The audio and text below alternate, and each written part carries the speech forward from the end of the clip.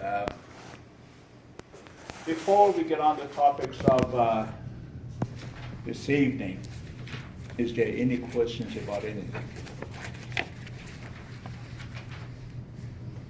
So everything is hunky-dory, I hope? Okay. So we would have,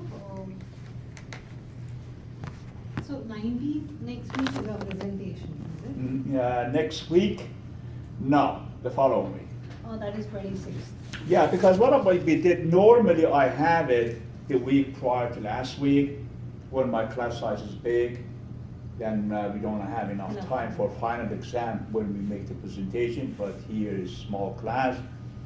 So we're gonna do presentation along with the final exam last week. Okay, so 26th is our finals and the presentation. Correct. And that's the reason that I'm gonna be talking about financial crises next week, to make you prepared for your presentation. Okay, and for our finals, we don't have chapter 13 and chapter 8. Correct, Okay. correct. Chapter 8, briefly I touched on it, but I'm not gonna put any questions for exam on that one. Yeah, yeah, 8 and 13 are excluded from our final. Okay, so just 10, 11, 12, 14, 15. And 16. Okay, Because if you replace, we said replace 16 with chapter 9 okay. on the first. Basically, what I had in syllabus 16, we we eliminated that and put 9 in there, and I added 16 to final. Okay, okay, thank you. Is the final gonna be about the same length as the Correct. midterm? Correct. And even the same format. Same format, everything the same, as if exact your midterm this time we're covering different chapters. Okay, okay. And again, you're gonna have a bunch of calculations, some true, false questions. And, yeah. And again, straight from your what? Homework. Homework. So, should not have any problems. Anything else? Okay. Does anybody know what we talked about last week? Capital structure, WACC. Outstanding. So what we talked about, what was the highlight of our discussion last week about capital structure? So first of all, we know the capital structure about composite sources of your what? Capital. How you raise capital. What are those sources? And we decided actually you have two major sources.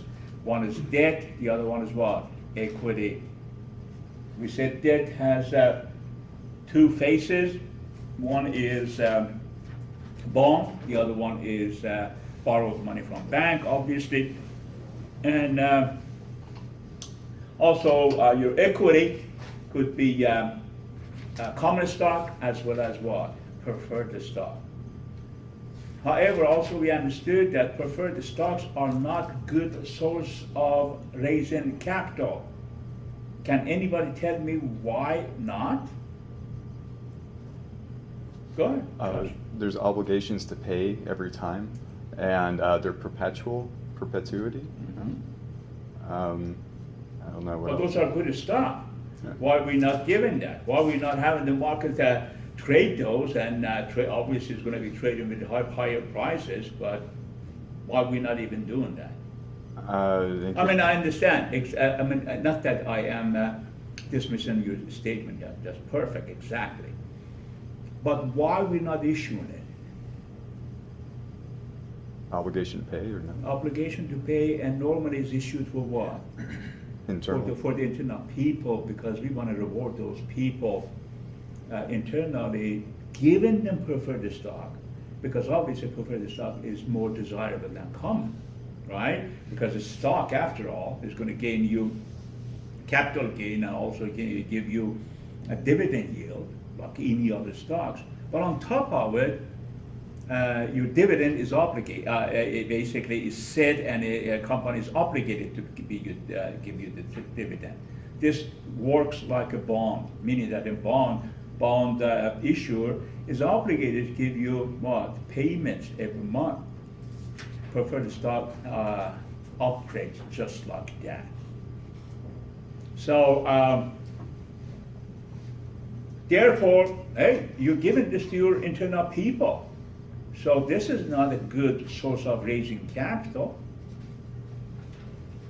Okay, so we talked about a couple of things also. We talked about how we could determine our WACC, weighted average cost of capital. That is the basically cost of debt multiplied by what? Weight of debt, and plus cost of equity multiplied by weight of equity. That gives you composite WACC. So I'm going to rewrite it here.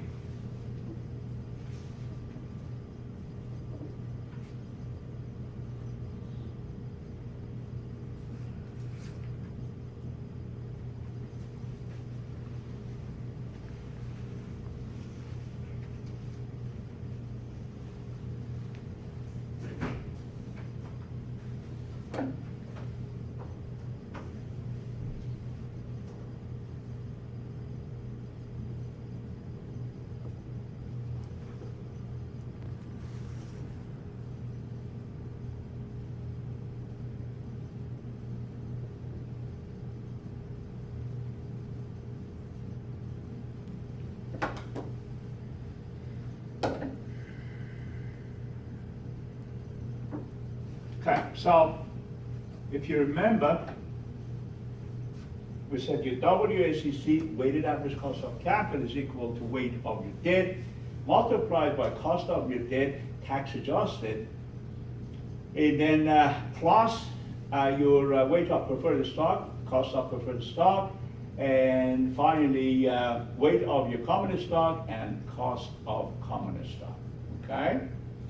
Now, last week we said that how we're going to calculate some of these, and we did. So I gave you an example. If you guys remember, the example was about a company. Yeah, exactly. So what was the name of? Okay, Coleman Technologies, and you did the calculation on it. Basically, you got all the data available for you. Based on that, you come up with your what? The cost of debt, cost of equity, and cost of preferred stock. So we learn how we do that. Now, before we move forward, I'm going to ask you again, is there any question as to what you did last week? So you're comfortable by calculating your RD, RP, and RS. The question is, are you comfortable with it? If you say yes, I'm going to ask you a few questions. Yes? Okay. How do we determine cost of our debt?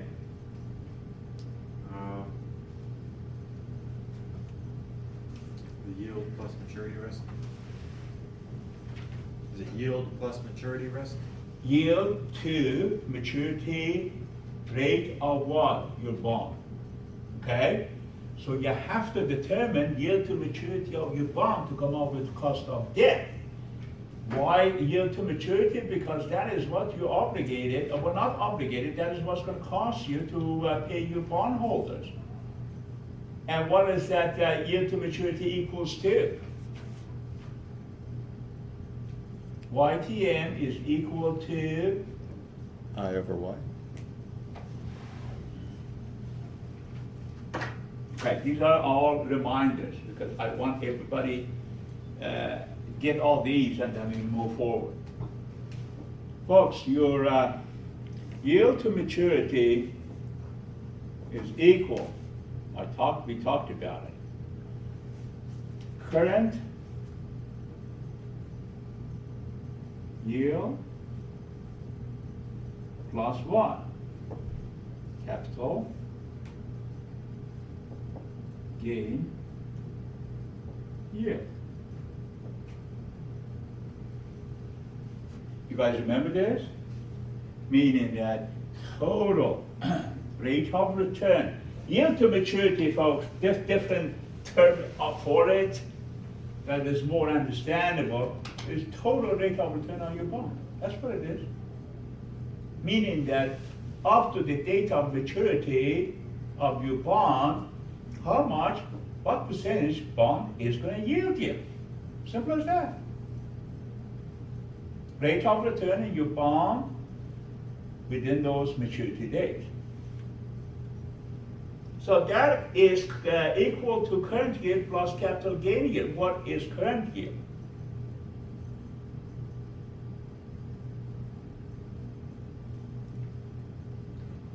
Current yield is what you're going to, is your yield in the next year divided by the price of the bond.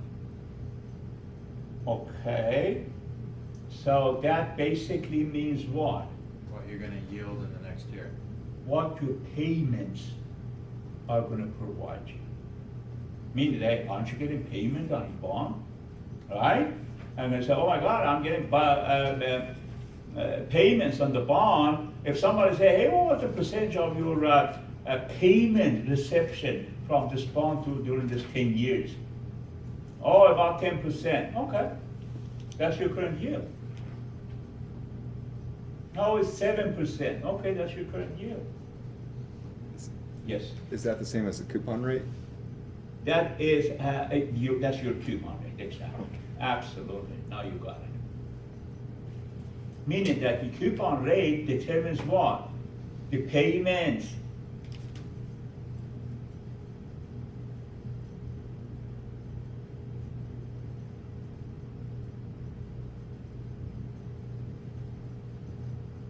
Okay? So that that, by the way, I'm just clarifying what I said and what you answered your question. That doesn't mirror your coupon rate. You follow what I'm saying? But you just because your payment is based on coupon rate, is going to be very similar to it. Why is totally different than your coupon rate? It's not exactly coupon rate. Because during this period of time of 10 years maturity, you might buy and sell the bond, and you may have different what? Payments. So your payments might change. That's why. It doesn't mirror, doesn't reflect exactly coupon rate. But yes, your payment is based on coupon rate. Plus what? Capital gain yield. And what is that? That's basically how much the value of your bond has increased throughout this period of time. Now, obviously here, okay, so how we calculate that? Okay, Charles said how we calculate current yield. How about capital gain yield? What do we do?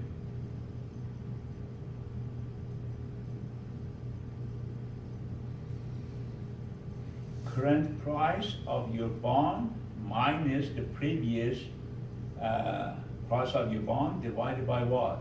Previous price. So if your bond currently is selling for $1,000 and the previous price was $950, 950 minus 1,000 is $50 divided by price of your the old price of your bond, which is what? 95. So 50 divided by 95 would be percentage of your capital gain. And this, I'm saying it, I'm not even writing it on the board because this is the formula for percent of change in anything. If you want to find out the percent of change in anything, you take the current value, deduct it from old value, and divide by old value. And I'm sure that you know that. Does this mean, I'm sorry if this is a dumb question, but does this mean that bonds that are selling at a premium would have a negative capital gain or capital loss? I'm sorry. Yeah. Okay. Yeah, of course.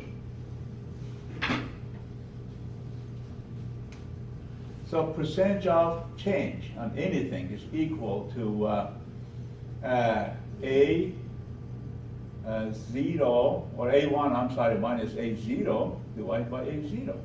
Or you could say A or B. But A means the current price, A0 is old price divided by old price. Okay. So that's how we determine the yield to maturity. Now, you did also some exercise on it last week to come up with the cost of your debt. How do you determine cost of your preferred stock, RP?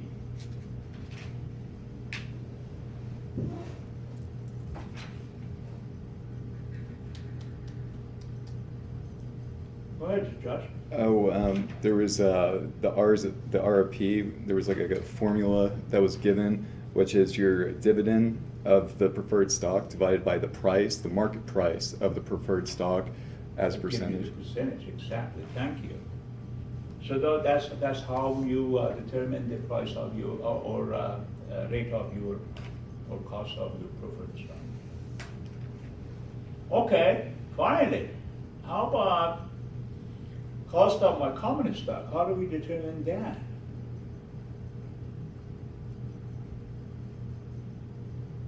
Oh, there's 3 different methods, I believe, and so you have DCF, and then CAPM and bond yield plus risk premium, and then depending on what you have or what you prefer, that's how you might want to take the average of the 2, or of the 3, or just take the number as is.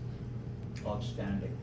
Again, folks, but the most important thing here, of course, your discounted cash flow method is the same as the formula for your determine the value of your stocks, or price of the stocks. There, if you have the price of the stocks and then you have the growth rate and the dividend, the unknown would be what? RS. You could figure that out, right?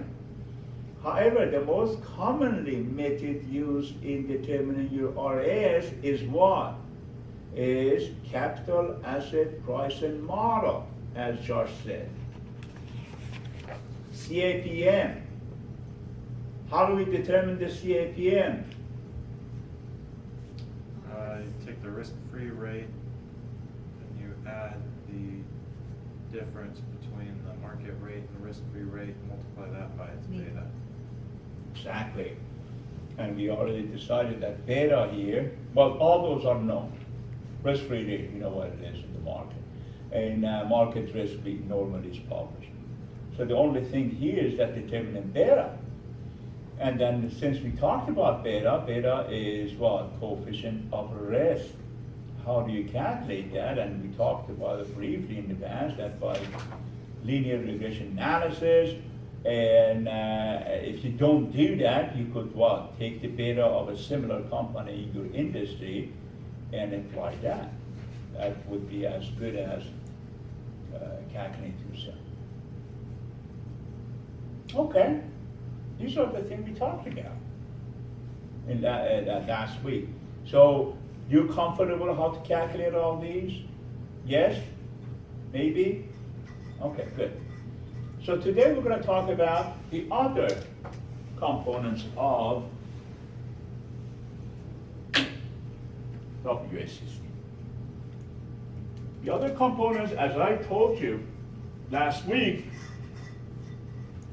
are the W's, the weight of your debt and equity. So, why is it important for us to even figure that out? Let's say just, we say, hey, look, we could 50-50, we go 50-50, see what happens. Why are we not just flipping a coin on this one? What's the significance of calculating this? That's what I'm asking. Well, if you've got a mixture of, say, 90% debt or 90% equity and 10% debt, and the equity carries a much higher required rate, then if you calculate it 50/50, you're gonna end up with a rate that's too low. Okay? So basically what I'm hearing from you is that if we have 90% equity, 10% debt, we may have an issue here. What's the issue? Rate of return on our stocks is not as competitive in the market. Low risk, low return. If we have the other way around, we have, let's say, 20% equity and 80% or 10% equity or 90% debt, in that case what? We're gonna be extremely risky. Therefore what? All our stakeholders, including our shareholders, along with what? Our creditors, they're gonna demand higher rate of return. Yeah, here now we're returning higher rate of return, maybe above the market, and most definitely above the market, but also your stock is extremely volatile. It could anytime go down. So because of that high risk association with this type of stocks, you as a stockholder, you're going to demand higher rate of return. So here this is not even good, right?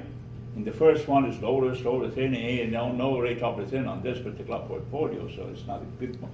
And the second one is extremely risky. You have to yield a lot of or higher rate of return, and that's not good either. So is there any happy medium in here? Any area that is, say, optimal?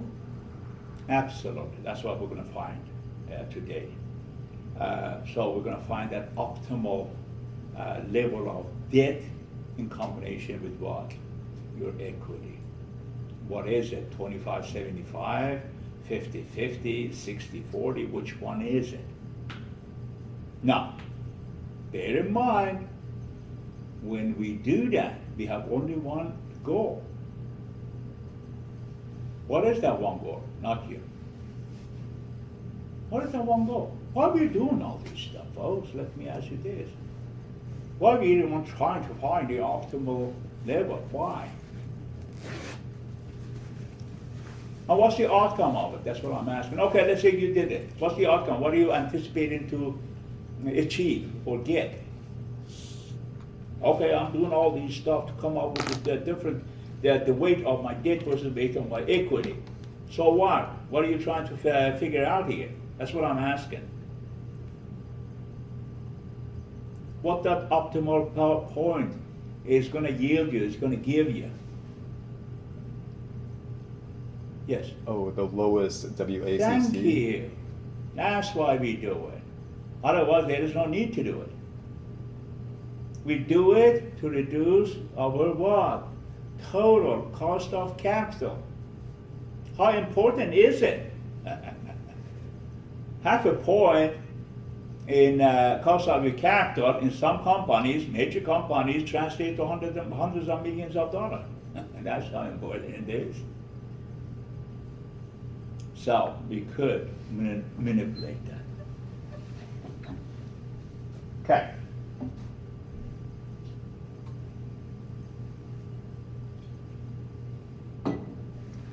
This portion,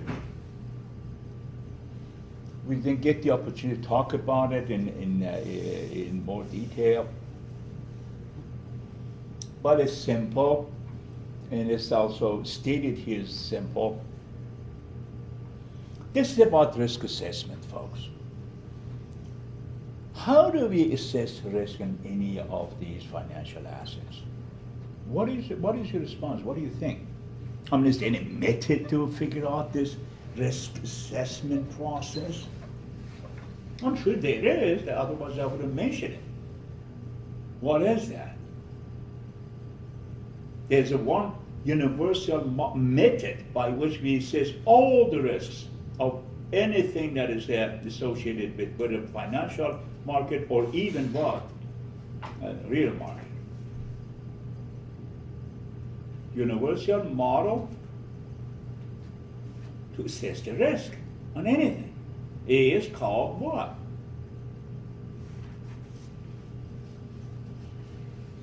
I'm sure that you have had it in your previous courses somewhere in your degree programs, but you're not remembering it. By what? By statistical model that is what called Prediction analysis. standard deviation.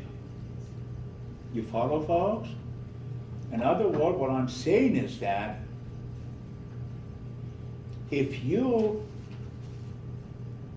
invest in something and your expected cash flow in the future is a certain percentage, okay? Then what is risky? What is risky? Risk is nothing. There is no risk. However, in reality, your expected rate of return may not be there. That's the risk. That's where, when we say, hey, there is a risk associated with that. Meaning that, like in my example of high risk, high return stock, let's suppose, you're expecting to receive 24% rate of return on this stock. Okay. Yeah, it's going to give you that. But also there's a chance that may not. There's a good chance, as a matter of fact, that's not going to happen. Why? Because there's the cash flow anticipation or forecast of cash flow has deviation from the standard. What is the deviation? Oh, I was expecting 24% rate of return, but they're telling me that could be plus or minus 12. Meaning that it could be 12%, also could be what, 36%.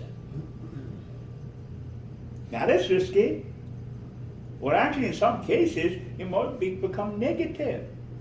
Actually, let's say you're getting 25% rate of return, somebody says, oh, this stock is so risky, it's gonna have plus or minus 30% deviation.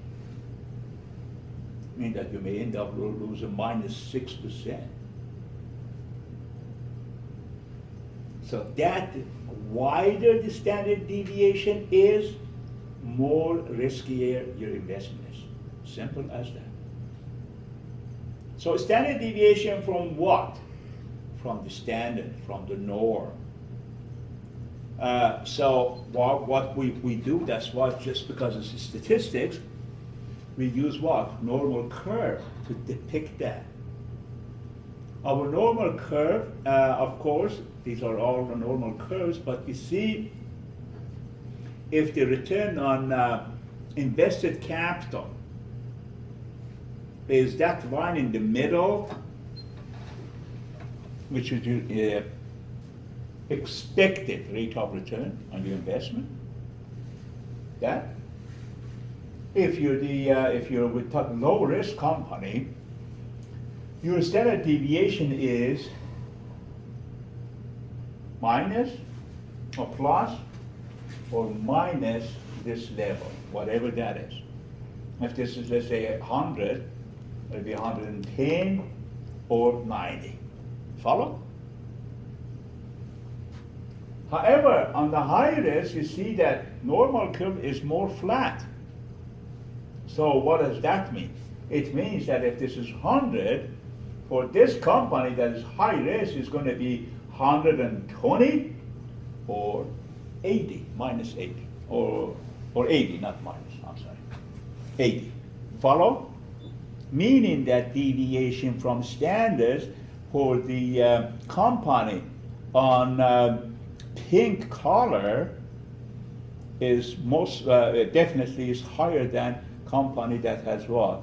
The red color, low risk company, because the standard deviation of it is higher than the other. Now, this also determines the sigma in our mini calculation, especially in operations. As you know, we have different sigmas that are applied to a process, right? Okay, anybody knows what those sigmas are and what they measure? So somebody, okay, I'm sure that you know. Six Sigma process. Six Sigma, what is it? In general, just standard deviation? Standard deviation of what? What certain degrees? What is that certain degree? Coefficient of variance, no? Yeah, well, we're going to talk, no. But basically it is, yeah, well, that's applicable truth. But basically what it is that if you are adapting Six Sigma process, you're not allowed to produce more than 2.4 defective part per million. So the 1 million product that you're going to produce, only you are allowed to deviate 2.4. This question might be odd. You're not referring to like the Jack Welch. What's that? You're not referring to like the Jack Welch Six Sigma thing. No, this is statistical Six Sigma. Okay. Yeah, no. No, Six Sigma also, yeah. Six Sigma also used in the marketplace to assess the quality of your product and services, and it's a lot more of descriptive process than anything else. But in essence, Six Sigma is the sigma of your normal curve, which basically determines that how far you can deviate from your standard. That is used in majority of manufacturing companies. Let's suppose, like, give you an example. For instance, in General Electric, when you build an engine, what kind of deviation you're going to have? Basically none. So, but none, zero doesn't have any meaning in the statistics. So you're going to say, we're going to go for Six Sigma, meaning there are 1 million jet engines, we may anticipate 2.5 of it would be defective. Since you're not going to make 1 million engines, most likely you're not going to make any defective engine. Even then. Oh, okay, so you just go three deviations out. Okay. Exactly. Got it. So, even if you make, it's going to be double checked to make sure it's not sold to your customers. So my point of saying is that Six Sigma process is a statistical model that basically gives you the deviation. So for instance, if this is, let's suppose the red one, let's suppose that's 4 sigma. Let's suppose. Your 5 sigma is going to be something like this. And your 6 sigma is going to be something like this. Follow? Okay. With the purple or with that pinkish one, would that be like, what's 2, it, like a 2? maybe 2 sigma. I'm not sure, because this, just the shape of it, you could guess it, not necessarily precisely as that. Yeah, you could guess it as 2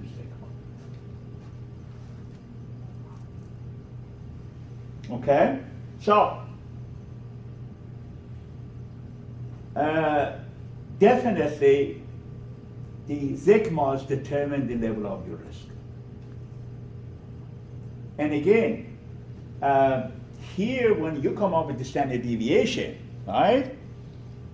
Coefficient of variation is when you divide your standard deviation with expected rate that give you coefficient of variation, which is basically mirrors your beta. That's another way of expressing what beta is. In a few minutes, I'm going to be showing you a few things anyways. So here's, commonly used measure of businesses is by what? Sigma, or standard deviation of ROIC, which is return on invested capital. So what are the business risks, and what are the, descriptively, what are the certain risks associated to your business? Of course, your competition poses a lot of risk. Uncertainty about the demand, your sale. And that's one of the reasons that we do what? Sale forecast. What do we do when we do sale forecast? We come up with the probability of what? Standard deviation from our anticipated sale. Uncertainty about output price or prices.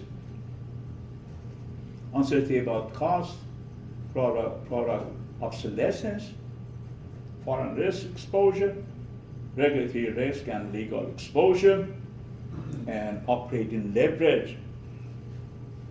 Now, these are all descriptive and they are self-explanatory in ways. But the last one, I'm going to pause at it, and I'm going to ask you a question. What is operating leverage? Okay, the reason I'm asking you, if you guys remember, I talked about what? Financial leverage, right? What is financial leverage?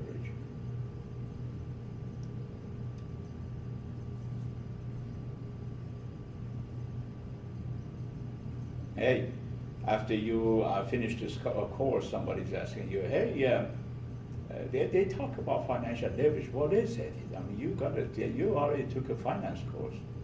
What is the meaning of it? What would be your response? Borrowing money to increase your ability to produce or operate.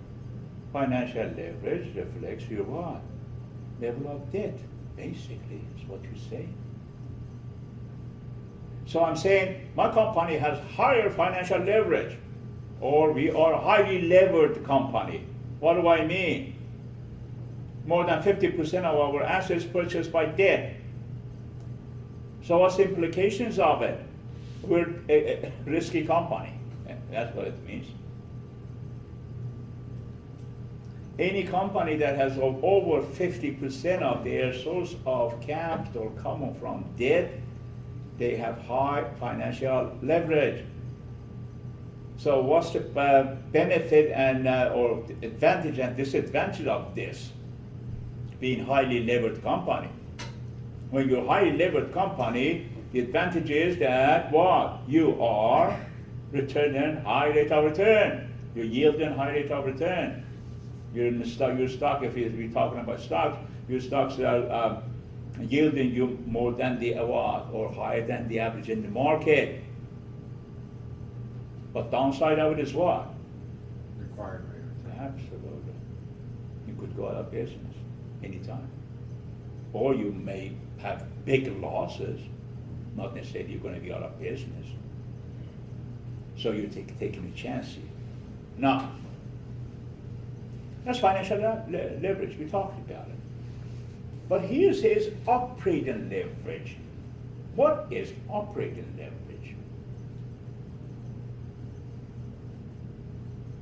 So in other words, what I'm getting at is that in finance, as level of your debt determines your financial leverage. In operating leverage, what determines your operating leverage? What is that? Your fixed cost, folks. Your fixed cost is determinant of your operating leverage. So what do I mean by that?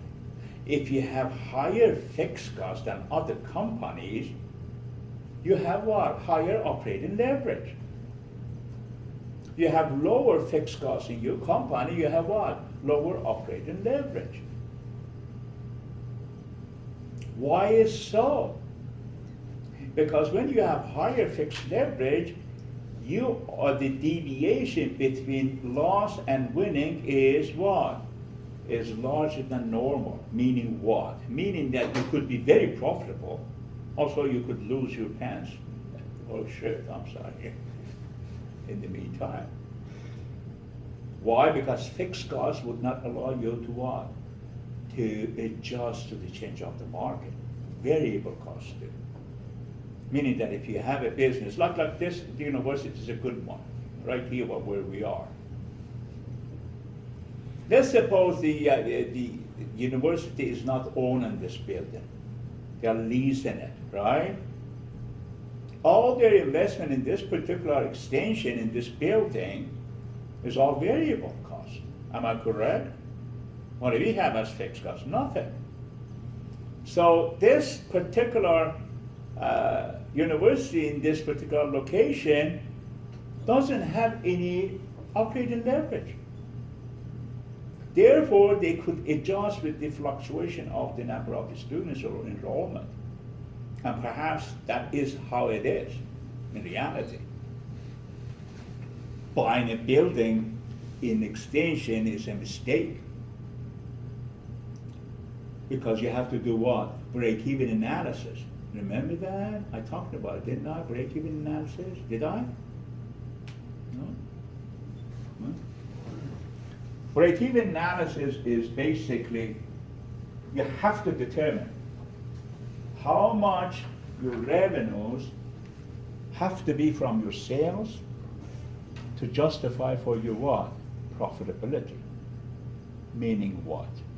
Meaning that if you're talking about this particular scenario, extension, this building, if University of or UCSD comes and buy this building, and spends, let's say, I don't know, maybe $5 million buying this building, then they have to have certain number of the students to justify for their what? Fixed costs. Yet they cannot have 5 students and say, well, okay. No, you're not okay. You're going to lose bad. You're going to show a lot of losses here. You have to have certain number of the students to justify for $5 million that you invested in this building. How do I determine that? It's a very simple formula. I think I wrote it in the board in the past, but I don't know. So, quantity of break-even, meaning that how many students you must have to justify for your $5 million investment, meaning that you don't lose money, is determined by this formula, which is very simple formula. Your quantity of break-even is equal to fixed costs divided by the price minus variable cost. Well, price here is that their income, basically income per unit. Could be price, could be tuition, could be anything. But price per unit.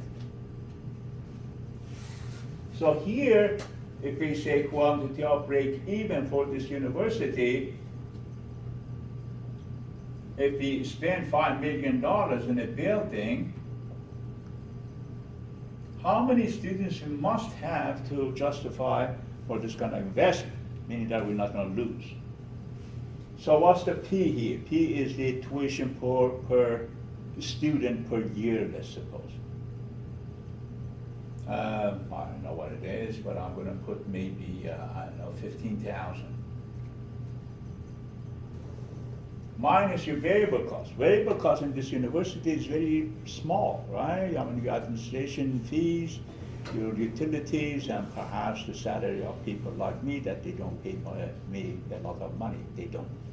Okay, so I don't know. I'm going to put like maybe 3,000. So what if you have 5 million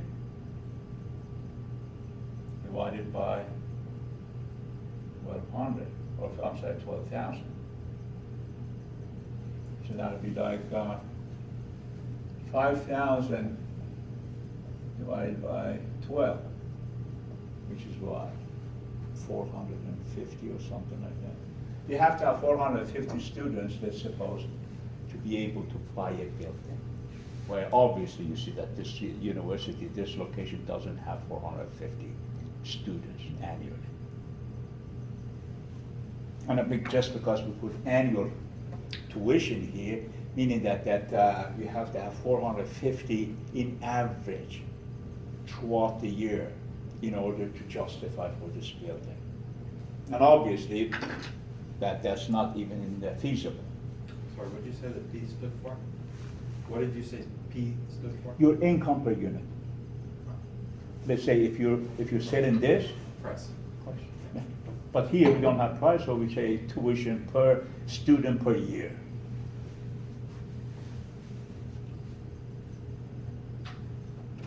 Okay, so, okay, let's move on. So, the fixed cost basically is determinant of what? Your operating leverage. This is a good graph depicting all these for you. On the first scenario, you have lower fixed costs versus the second scenario where you have what? Higher fixed costs.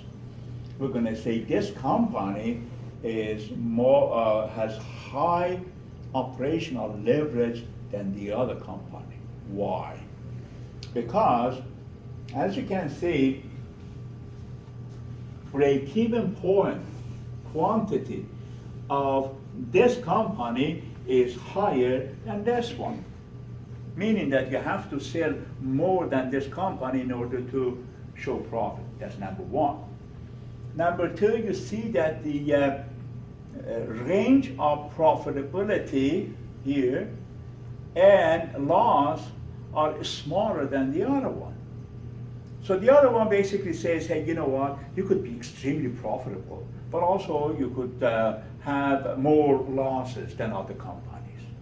Meaning that you have a leverage here, and that's operational leverage. What determines that? Fixed cost.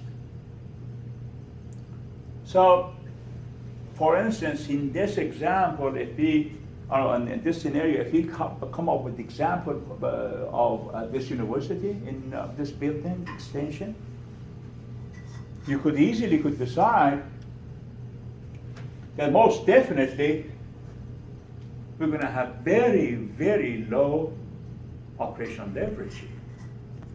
Meaning that we're not going to have fixed cost, period. And in reality, I'm sure that they don't have it. This building is leased, perhaps. So therefore, what happens is that the fluctuation in enrollment would not really hurt them much. Why? If we don't have students, guess what? We're not using the rooms. We return the rooms back to Guy or whoever is renting or leasing this. Or we're using only one room. We don't have any professor except one guy who's teaching 5 students. So there is no variable cost to kill you. But if you had a fixed cost, that would kill you. If your number of the students drop from 400 to 40, you're dead. And both of these have the same variable cost, right? Yeah, variable cost always adjust by number of the or your break-even number, meaning that how many people you have. Your fixed variable cost increases with the number or amount or level of your operation. More product we produce, more variable cost we have. But fixed cost has exactly opposite behavior. What I mean is this: your fixed cost, which is fixed, it doesn't matter whether you have 40 product, 40 students, or 4,000 or 400,000, it's fixed. As you stay in your operation throughout the years, that fixed cost what? Declines, doesn't increase. Follow? Or your fixed cost decreases as your level of production is increasing. Your variable cost is increasing, of course, because you're producing more, but your fixed cost relative to your total sale is declining. Did you know that in long run we don't have any fixed costs? Because if you're going to change it one day, it becomes variable cost. So just because you're going to change it, what does it signify? It's a decline all the time. It's going to be zero one day. Make sense? And that's why P companies depreciate the certain amount from their capital expenditure or money spent in buying buildings, equipment, so forth, so on. They have to put depreciation on it. Am I making sense here? Any questions? Okay. Here is again operating leverage of different companies. I talked about this. But if you, there's a formula for return on invested capital. Okay, you may say, hey, what is return on invested capital? We already know return on equity is, right? What is the return on invested capital? What's the difference between this and return on equity? If you have no debt whatsoever, it would be a return on invested capital. But once you start getting debt involved, it's ROE. Is that? No. ROE is return on your equity, on your stocks, period. Does not include your debt. But here it includes everything. Oh, Makes sense? Oh, Yeah. it's the opposite. Exactly. Sorry about Yeah. that. No, you got the good idea. Okay. So, what is that formula? Your EBIT tax adjusted divided by investors supplied capital. What is investors supplied capital? All the money that you receive from your what? From source of your capital. So, let's say people, investors, banks, everybody gave you $2 million to do operation, right? So your EBIT for that particular year was 400,000, based on what? Total capital that you had, which is 2 million. Tax adjusted, let's say tax rate is 40%, you're going to adjust that for taxes and then divide by your 2 million. So return on your invested capital is 12%. So when you hear in public, many people refer to, what's the rate of return on this?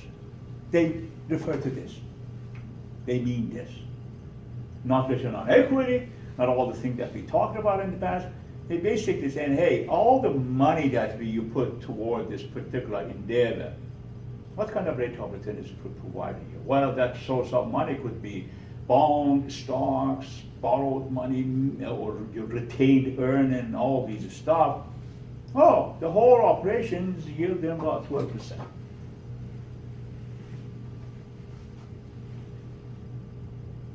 So, the book's asking us, yeah, you talked about operational leverage. What is financial leverage? We talked about it. It's your level of your debt, basically. Of course, preferred stock also technically should be part of it, because why? Because preferred stock will obligate to pay what? Dividend every year, so it acts like a debt.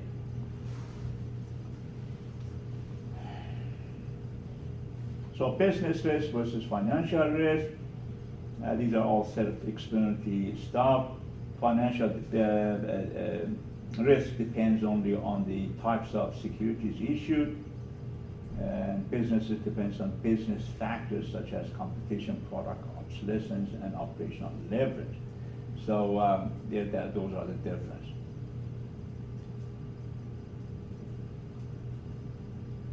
So, if you have two firms, let's say firm U stands for unlevered firm, meaning what?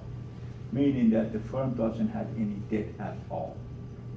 Versus firm AL, which stands for levered firm, meaning that this particular firm has leverage or debt. We're going to compare these to see how they operate and how they behave in different scenarios. So firm U, which has no debt, they have 20,000 invested capital and 40% is our tax rate. On the other hand, firm AL, which is levered firm with debt, we have $10,000 debt that we pay about 12% interest on it. And the invested capital is the same as the unlevered firm, and the tax rate is the same. So this is how we determine the standard deviation. Well, here we're not determining the standard deviation, but this is basically the concept behind the standard deviation. How do you assess risk for the associated with these two companies? By probabilities. Again, in statistical measure. You have to assume probabilities, because when you're talking about, folks, standard deviation, it's not just what happened in the past, but what's going to be happening in the future. Your risk assessment is not about what happened in the past. I hope you understand that. Is what's going to be happening in the future. What happened in the past, it's already happened. But what's going to be happening in the future is what you're trying to figure out. So because of that, you are going to be assuming certain probabilities of certain conditions. So based on that, you're going to say, oh, okay, what are the probabilities of the economy could be bad? What are the probabilities that could be average? what are the probabilities that would be good. And you're going to assign value for each one. Are these very scientific? No, it's not. It's basically based on your own prediction, based on your own forecast, based on some variables that give you the confidence of coming up with this particular probabilities. So hey, 25% economy could be bad, 25% could be good, so an average would be 50%. So if that's the case, then our EBIT is going to be 2,000 when this economy is bad. It's going to be 3,000 when it's average, and would be 4,000 if it's good. When that happens, our since we indicate this particular company, which is unlevered company, has no debt, your EBT, or earning before taxes, is going to be exactly the same thing, 2,000, 3,000, 4,000. Since you have no debt, you're exactly the same figures. Adjusting to your taxes, you're going to end up with 1,200, 1,800, and 2,400 as your net income on what? On levered company. Let's see what's going to happen in levered company. In levered company, again, good, bad, and average. Those are your EBIT, and you have to deduct the interest from it now, because you're paying what, 1,200 as interest on these. So your EBT, earnings before taxes, would be 800, 1,800, 2,800 accordingly. Adjusting taxes, you're going to see that your net income in the economy is bad, is 480, average 1,080, good 1,680. Look, let's compare it. You see in here, unlevered company has more advantage, meaning that what? Net income is higher than levered company. So based on those, we put together our return on investment, invested capital, return on equity, and TIE. What TIE stands for, folks? Times interest earned. Thank you, time interest earned. If we do that, we're going to see that return on, if we put it on the formula, calculate all these. We're not doing that, but if we did that, you're going to see that return on investment for unlevered company is 6% when its economy is bad, 9% when the economy is average, 12% when the economy is good. The same is for firm or levered firm. Why they are not different? Because we're using debt and equity for both. So it's the same. However, return on equity would be different. Why? Because on equity, once you have debt, part of your equity or total capital, your return on equity would be what? Different. Now here you see on that unlevered company, just because you don't have debt, return on your equity is the same percentage as return on your invested capital. You don't have a debt. So whatever you have, you're yielding as invested capital is your return on equity, meaning that this company has 100% stocks. Follow everybody sees this? On the second scenario, you have debt. When you have debt, your return on equity is going to be different. If the economy is bad, it's going to be 4.8. Economy is average, 10.8. Economy is good, it's going to 60.8. Why? Interest rates? Because it has more risk associated with it. Meaning that fluctuation or standard deviation here is higher than the other one. So it could give you only 4.8 versus 6, but also could give you 16.8 versus 12. See, the fluctuation is higher because of your debt. And the time interest earned, which basically is a good measure for the creditor, meaning that that's how they loan you money, or investors for that matter. They have to take a look at see what is your EBIT how many times your EBIT covers your what? Interest expenses. That's important. On first scenario, we don't have any debt, so we not have any interest expenses.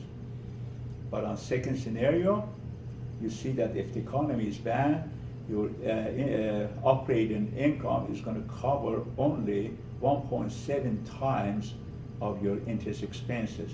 What does that signify? That you're in trouble. Out of total income, your total income is capable of covering 1.7 times your total expenses. Meaning that majority of your income is going to go toward the expenses, paying expenses on your loan, interest expenses. Average 2.5 still is bad. 3.3 still is bad, but it's better than obviously the other one. What would be good? Normally over 5 times is banks would be comfortable with it. Other than that, not that they don't give you loans, but they're going to charge you a higher rate because you've become risky. Anything under 5 is considered risky. Expected value. For unlevered, again, we talked about it, 9% versus for return on invested capital is 9%, return on equity 10.8. Here the bottom line perhaps is the most important figure based on all the calculations that we have done.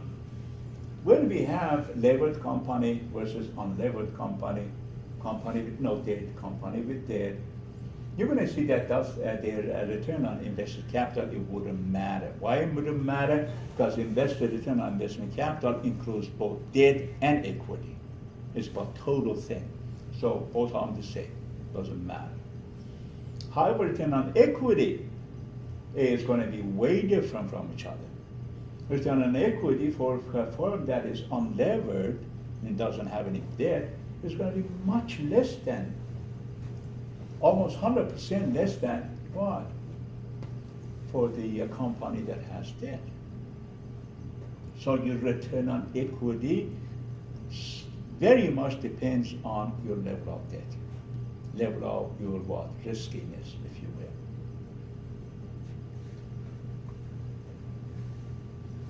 Now, one thing realistically, since we've covered all these stuff, I want to tell you is in real life, many companies do have leverage, and many companies do have high leverage, financial leverage. Why? Because you could imagine here, let me give you this example.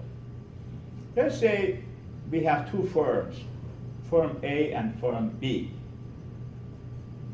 Firm A is a type of firm that basically has the intention of staying in the market, not being taken over by other companies, not to be sold, not to be merged with another company. Okay? It's like imagine Apple. Also, we have a firm that is B.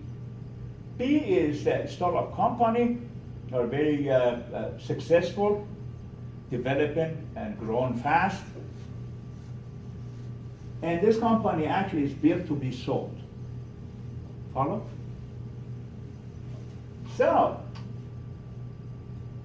are you going to be, which one of these firms are going to have more financial leverage and why?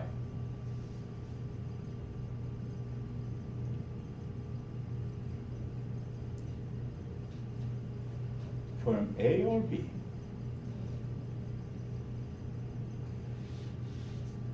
Yes. If I had to guess, probably Firm A, just because then they could have more of their debt as bondholders, or more of their capital in the hands of bondholders, And also, as being more established, you know, they're probably going to get better rates from the banks, and that's a better way of raising capital. Whereas with B, they're going to be much riskier. They're going to have a higher interest rate from the banks, and maybe even banks with money to mess with them because they're. So you're saying that firm B that is designed or the purpose for it is to be sold is gonna have more debt? Is that what you're saying? Or the No. other company, other way around? Yeah, the other way around. Any other suggestions? Actually, the other way around, yeah. Oh, whoops. Meaning that if a company basically is built to be sold or is merging with another company, what's the most important priority? Return on equity. Exactly. How are you gonna increase that? By increasing your debt. You follow? Hey, my company yields 24% versus the average that is 14%. Oh, everybody's gonna say, wow, let's buy this stuff of this company. No, of course, Dave, you're not talking about the analyst or other company. We're talking about power. I'm gonna jump at it. In also, current shareholders of this company, they're gonna be anticipating the price of this stocks are gonna go up if it's sold or taken over. So that's why they don't care about the risk. Company that is highly leveraged, they say the company B, also doesn't really pay attention so much to risk in this scenario because it says, you know what, we're gonna be sold anyways. So what kind of risk? Really none. If we are in the market to be sold. Versus the company that is basically has the intention of keeping or operating forever, then they want to make sure that their level of risk getting out of business is low or tolerable or manageable. So they would not go crazy on debt and being financial leverage.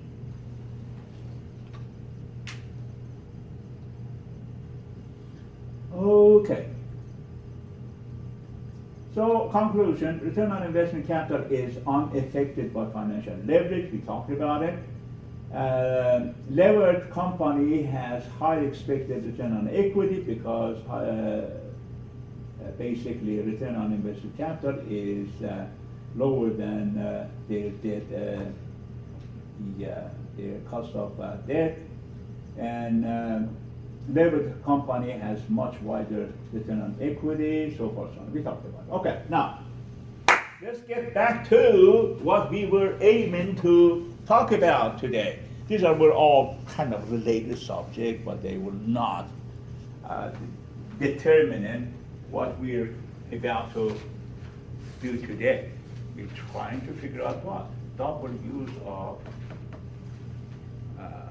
WACC. So, how do we come up with the W's? Weight of each particular component in our WACC. Now,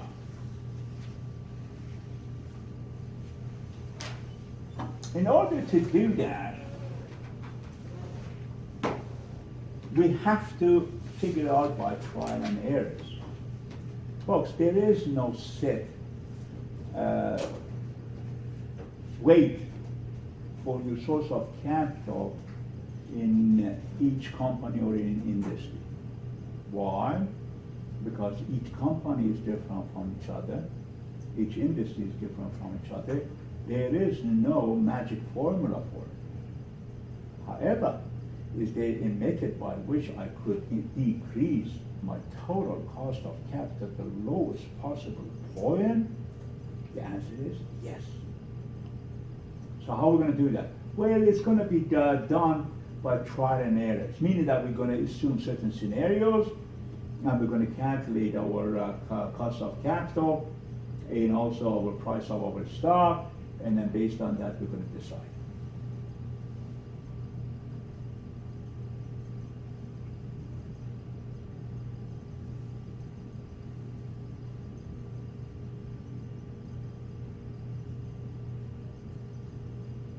Okay? We talked about all these. Why do bond rating and cost of debt depends upon the amount of the debt borrowed? Of course, as the firm borrows more money, the firm increases its financial risk, causing the firm's bond rating to decrease from AAA, let's say, to BB or and so forth, so on, and the cost of debt to increase. Now, why the cost of debt increases if you have higher financial leverage? Well, it's simple, isn't it? With the bank, one company comes to you and says, I need 20% of my total capital borrowed from you. Versus another company comes in and says, hey, I want to borrow 80% of my total capital needs from you. 80% is extremely risky. So you're going to say, hey, your rate is 14%, and you're going to tell the other company your rate is 6%, for instance. So that's why the cost of the debt increases as your level of financial leverage increases. So, how do we do that? We start with recapitalization. What is recapitalization? Is basically buying back your own stock. Basically, repurchase of your own stock is called recapitalization. So, when, let's suppose, in order to make sure that we understand in this, recapitalization is basically repurchasing your own stock. Why do you want to do that? Oh, it would increase the market value per share? We're talking about cost of capital here. Um, Market value per share at this time is irrelevant to this discussion. Yeah, that's not, I mean, that could be done because of different policies. But here we're saying that in order to come up with the lowest cost of capital, you may repurchase your own stocks. So what happens if you repurchase your own stocks? Does it go back to treasury stock, and then you've got fewer shares on the market, which means that it reweights your invested capital, makes it more debt. Yeah, but think about it this way. When you repurchase your stocks, what are you increasing in your WACC? You're decreasing your equity. What are you increasing? Your debt. In your WACC, when you repurchase your own stock, your equity percentage is going to be lower, right? Yeah. Therefore, That's what I said. the debt is going to be higher. So meaning what? Meaning that you have to borrow money to repurchase your own stock. How in the world are you going to repurchase your stock? See what I'm saying? You're not going to issue stocks to get money to repurchase your own stocks, right? So where are you going to get the money from? Debt. Borrow money. Borrow money and repurchase your own stocks. Make sense? So, the idea here, the reason we're doing repurchasing of our stock, we want to increase our what? Debt. That's what the intention is. You may say, well, let's not repurchase the stock. We just borrow money from bank. Why are you not doing that? What's the answer to that? Why are you not increasing your debt, just borrow money from bank? Why are you repurchasing your stock? It's cheaper. Because if your cost of capital or amount of the capital is 1 million, you want to replace the stock with debt. You're not going to be increasing this. When everything is the same, 1 million, and then you borrow another 10,000, is now your capital is 1,010,000. That's not the intention. The intention is repurchasing your stock to replace it with what? Debt. Basically, you're trying to rebalance your what? WACC, weight of each one. What's the idea here? Idea here, hey, you know, I don't have enough financial leverage, I want to increase that. Okay, what are you going to do? I'm going to create debt, issue debt, borrow money to repurchase my own stock.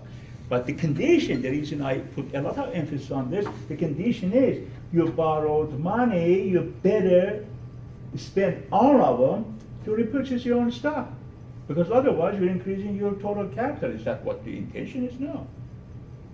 Everybody's with me on this?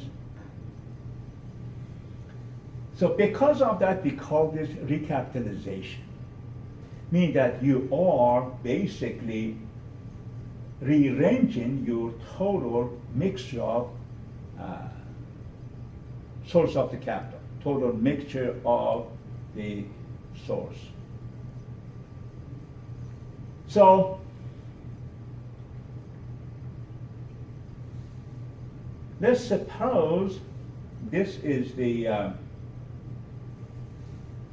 scenario. Let's suppose that we decided to do that, okay?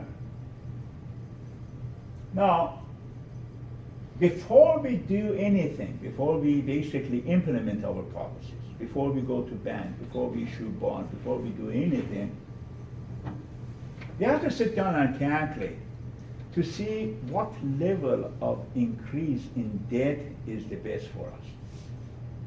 And based on that, what? Buy back our own stocks. How in the world you know that how many stocks, what percentage of your total stock should be repurchased for you to drop your cost of capital? How do you know that? You don't. In what percentage I'm going to be dropping my equity to raise my debt? 10%, 20%, 40%, 50%? You follow what I'm getting at?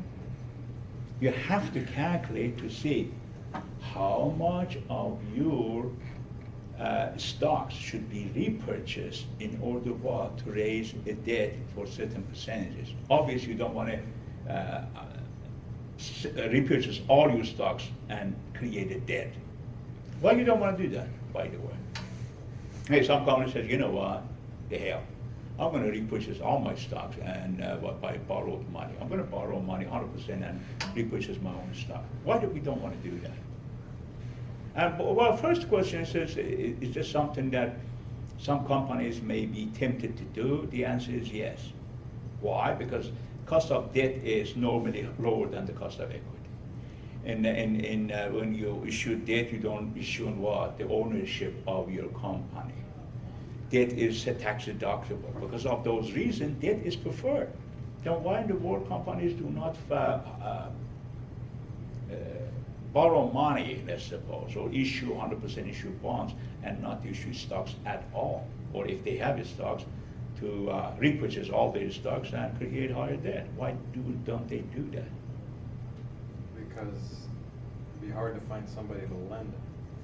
That's one reason. But the other reason is, folks, even if somebody is willing to give you money, what kind of interest rate they're going to expect it? Higher than your rate of return on the equity. That's right. So you don't want it. Now let's suppose we decided to recapitalize, and we are putting this table together to see if what is the interest rate or what is the cost of debt associated with each decision. If you're issuing the bond, what would be the rate of the bond, and what would be our debt to capital versus debt to equity. Now, if you have not borrowed any money, of course you're not going to have any debt, therefore there is no cost of debt and you don't have any bonds. However, let's say $250,000 you're borrowing from bank, let's suppose for now, for the sake of discussion, could be also wrong. Why your debt to capital is 0.125 or 12.5%? Because one thing is not given to you here, but it's given someplace else. The total capital of your company is $2 million. Everything is calculated based on $2 million here. So what I'm getting at is that you need $2 million, and you went ahead and borrowed $250,000. By the way, no, you haven't done it. This table say, what if I borrow $250,000? Your debt to capital, meaning that how much out of your capital is debt, is going to be what, 12.5. Proportion of $250,000 to $2 million is 12.5%. If you divide your debt with your equity, it's going to be 0.14. And if you issue bonds, your bond is gonna consider it to be what? AA. Why? Because your level of debt is only 12.5% of your total capital, meaning that you don't have much debt. Therefore, banks are gonna be offering you what? 8% interest, lowest of them all. If you have a bond, you're gonna be paying or given the coupon rate of only 8%. Follow? Let's say that I say, okay, let's increase the debt to 500,000. What is that? 25% of your total capital, which is 2 million. Debt to equity ratio is 0.33, and your bond now is dropping from AA to A. Why? Because you are becoming risky. So cost of your debt would drop or increase to 9%, meaning that if you are borrowing money, you are paying 9% instead of 8%, and if you issue the bond, your coupon rate is 9%. Let's say we decided to borrow 750,000. So 37.5% of your total capital is by debt now. Debt to equity ratio is 600 or 0.60, if you will. Bond rating would drop to BBB, and the rate of the debt is now 11.5%. Meaning that if you borrow money from banks, instead of paying 8 or 9%, you're paying 11.5%. And again, I told you guys why that's so, because you're becoming risky. Or if you're issuing bonds, you're going to be what? Your coupon rate is going to be increasing from 8 to 11.5%. If you borrow 1 million and total need of capital is 2 million, therefore you have about 50% of your total capital is in terms of debt. Debt to equity ratio is 1, your bond rating is BB, and cost of your debt is 14%. Now here, basically your bonds could be considered even junk bonds. So if you issue coupon rate is 14%, or if you borrow money from bank, you have to pay 14% instead of what? 8%. Now, everybody sees what's happening here, right? So what you're doing, basically, you're putting this together before you decide how much you want to borrow to repurchase your own stocks. So far, so good? Okay.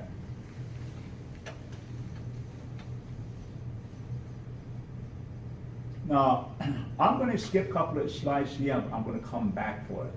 We determined the earning per share, but we'll come back and I'm going to tell you how we calculate this. But for now, I want to continue on this discussion to give you the idea. So now we're saying, okay, let's move on. Let's say, okay, we're saying that your level of debt is increasing. So far you have seen that on that table, right? And by level of the debt, your cost of debt increasing. 8% becomes 9 becomes 11.4, and that becomes 14%, so forth, so on, as your level of debt increases. But also, cost of your equity also should be increasing, meaning what? Meaning that all your stockholders, are they satisfied if you have high level of debt with the same rate of return, or they're going to be demanding the higher rate? What do you think? I'm the stockholder of a company that yielded me 12%.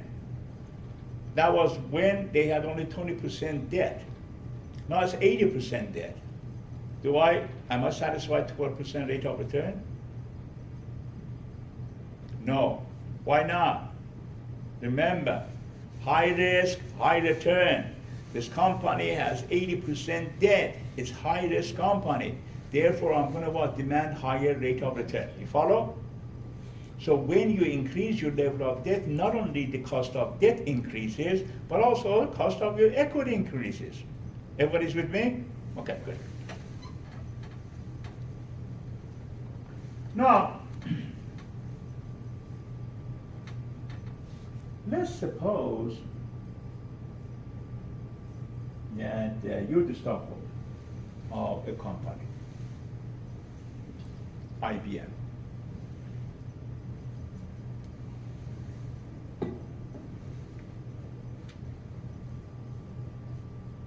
And all of a sudden you hear the news that IBM has increased its level of debt from 25% debt to 50% debt of their total equity. Meaning that now their total amount of the capital, 50% of its debt, 50% stocks. Now, what did we talk about? You're going to demand higher rate of return because they increased their level of debt from 25% to 50%. Am I correct? Yes? No? Maybe? Okay, good. How do you know what kind of rate of return you should be expecting from this company? I said that it's going to be higher. Well, okay, higher doesn't give us specifics. How higher? We need to demand this. In other words, if you're getting 12% rate of return, what should we expect your expectation if the level of the debt is 50%? Higher, yeah, but how much higher? Another cent on top of it or double? Follow it, see what I'm saying? How do we determine that? How the company determines that? Like anything else in finance, we have what? Formulas. This is called Hamonda formula or equation. So what is this? This basically asking the question, hey, if the level of the risk goes up in a company, how do you know the degree of it? What variable provides you the degree of it? The answer is beta. Beta, remember, it was coefficient of risk. So beta is reflection of the level of risk in your total rate of return. So what is the beta of this particular company? Oh, it is, let's say, if they had no debt, it was 1. Okay, now they have debt, let's suppose. Therefore, the beta should be higher. How can we calculate that? By using this formula.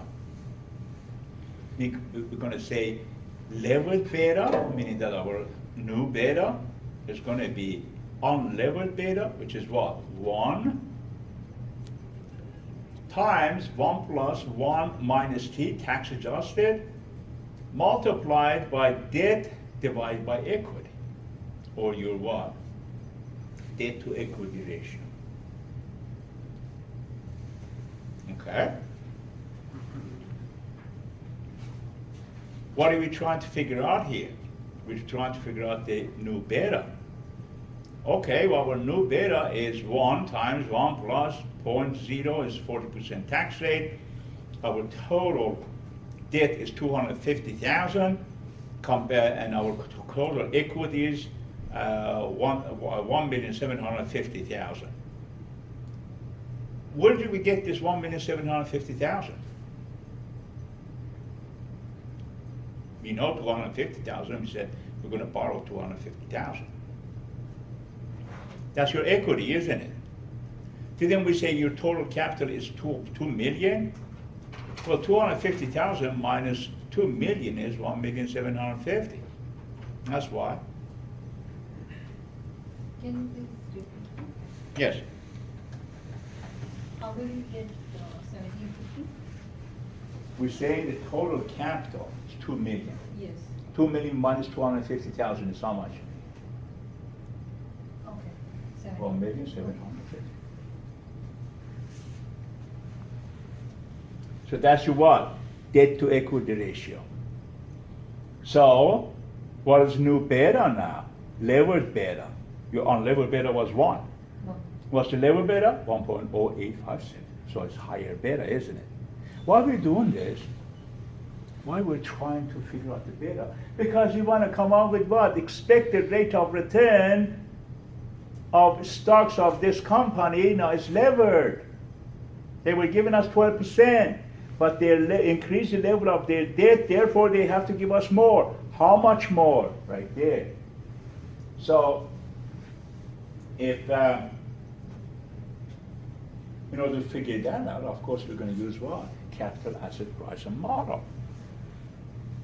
Capital asset pricing model, what is risk-free rate? Let's say it's given to us at 6%, and the difference between market risk and risk-free rate is 6%. In that case, obviously, you have market risk is 12%, minus 6% is 6. Yes? Okay, the market rate is given as 12%. Okay. Meaning that they already calculated for you. Okay. So our AM here was 12%. Okay. Minus 6 is 6. Multiplied by new beta, 1.0857. Oh my God, the expected rate of return is 12.51.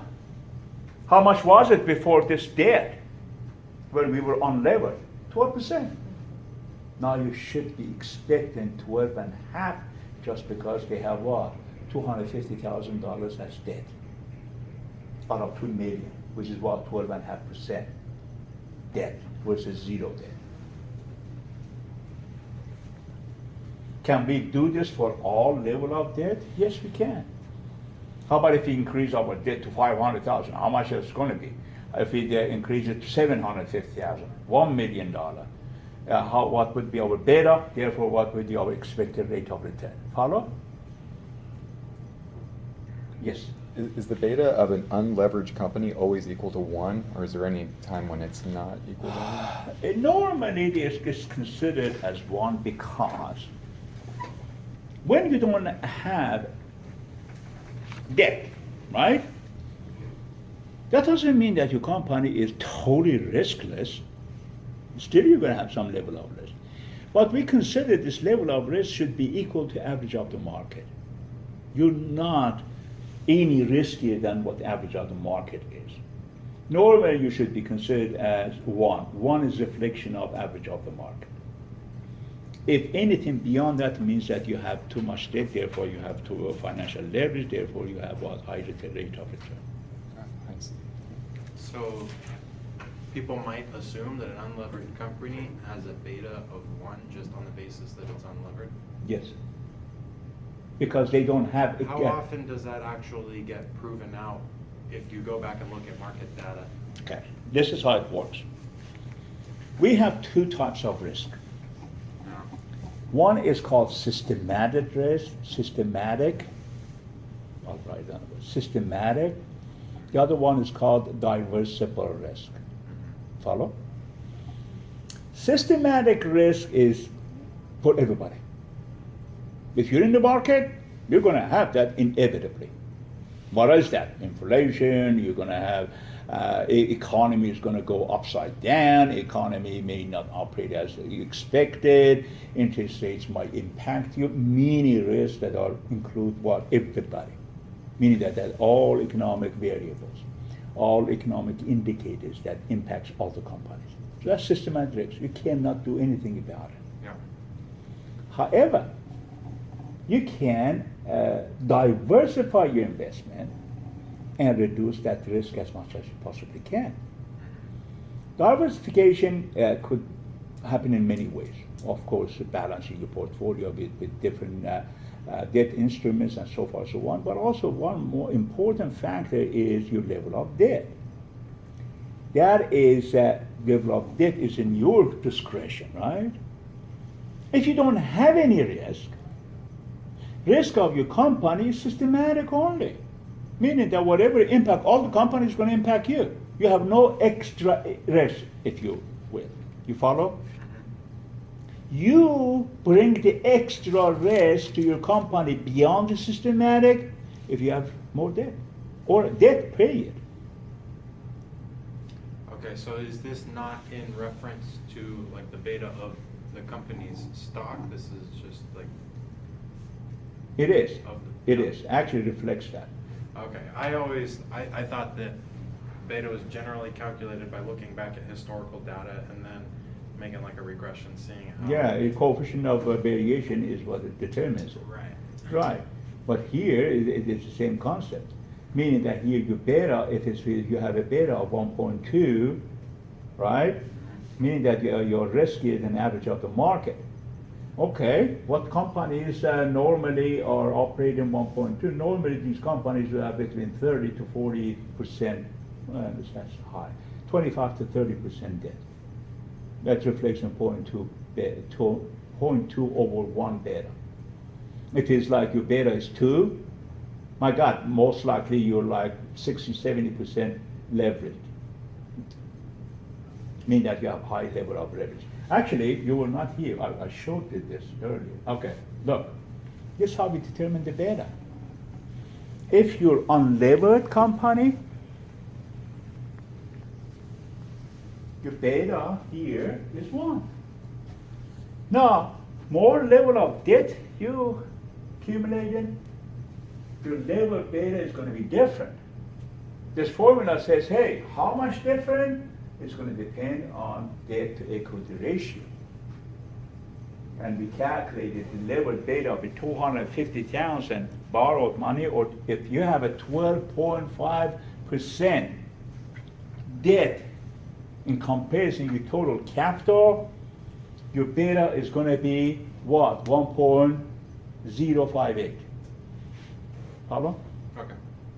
1.058. Now, you're going to see, actually, this is going to be making more sense when you do for all different levels of debt. Here we go. Look at the data. Unlevered 1.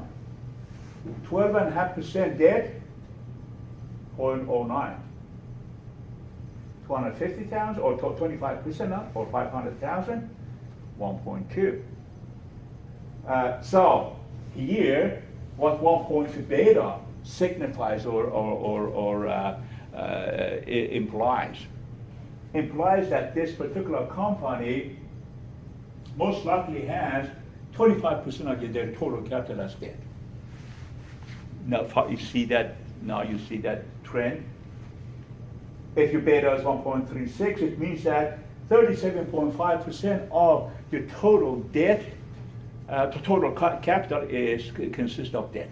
Meaning that 37% of your total capital is by debt. That's what it means. When your beta becomes 1.6, meaning that half of all your capital is by debt, and you're kind of considered to be very risky. Now remember I said the beta 2? What do you think that percentage of debt would be? 60, 70%. 75%, maybe up to 80%. Company that has 80% debt in comparison to their total capital, they are extremely risky. Their beta is 2.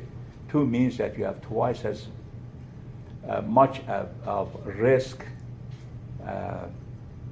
comparing to the average of the market.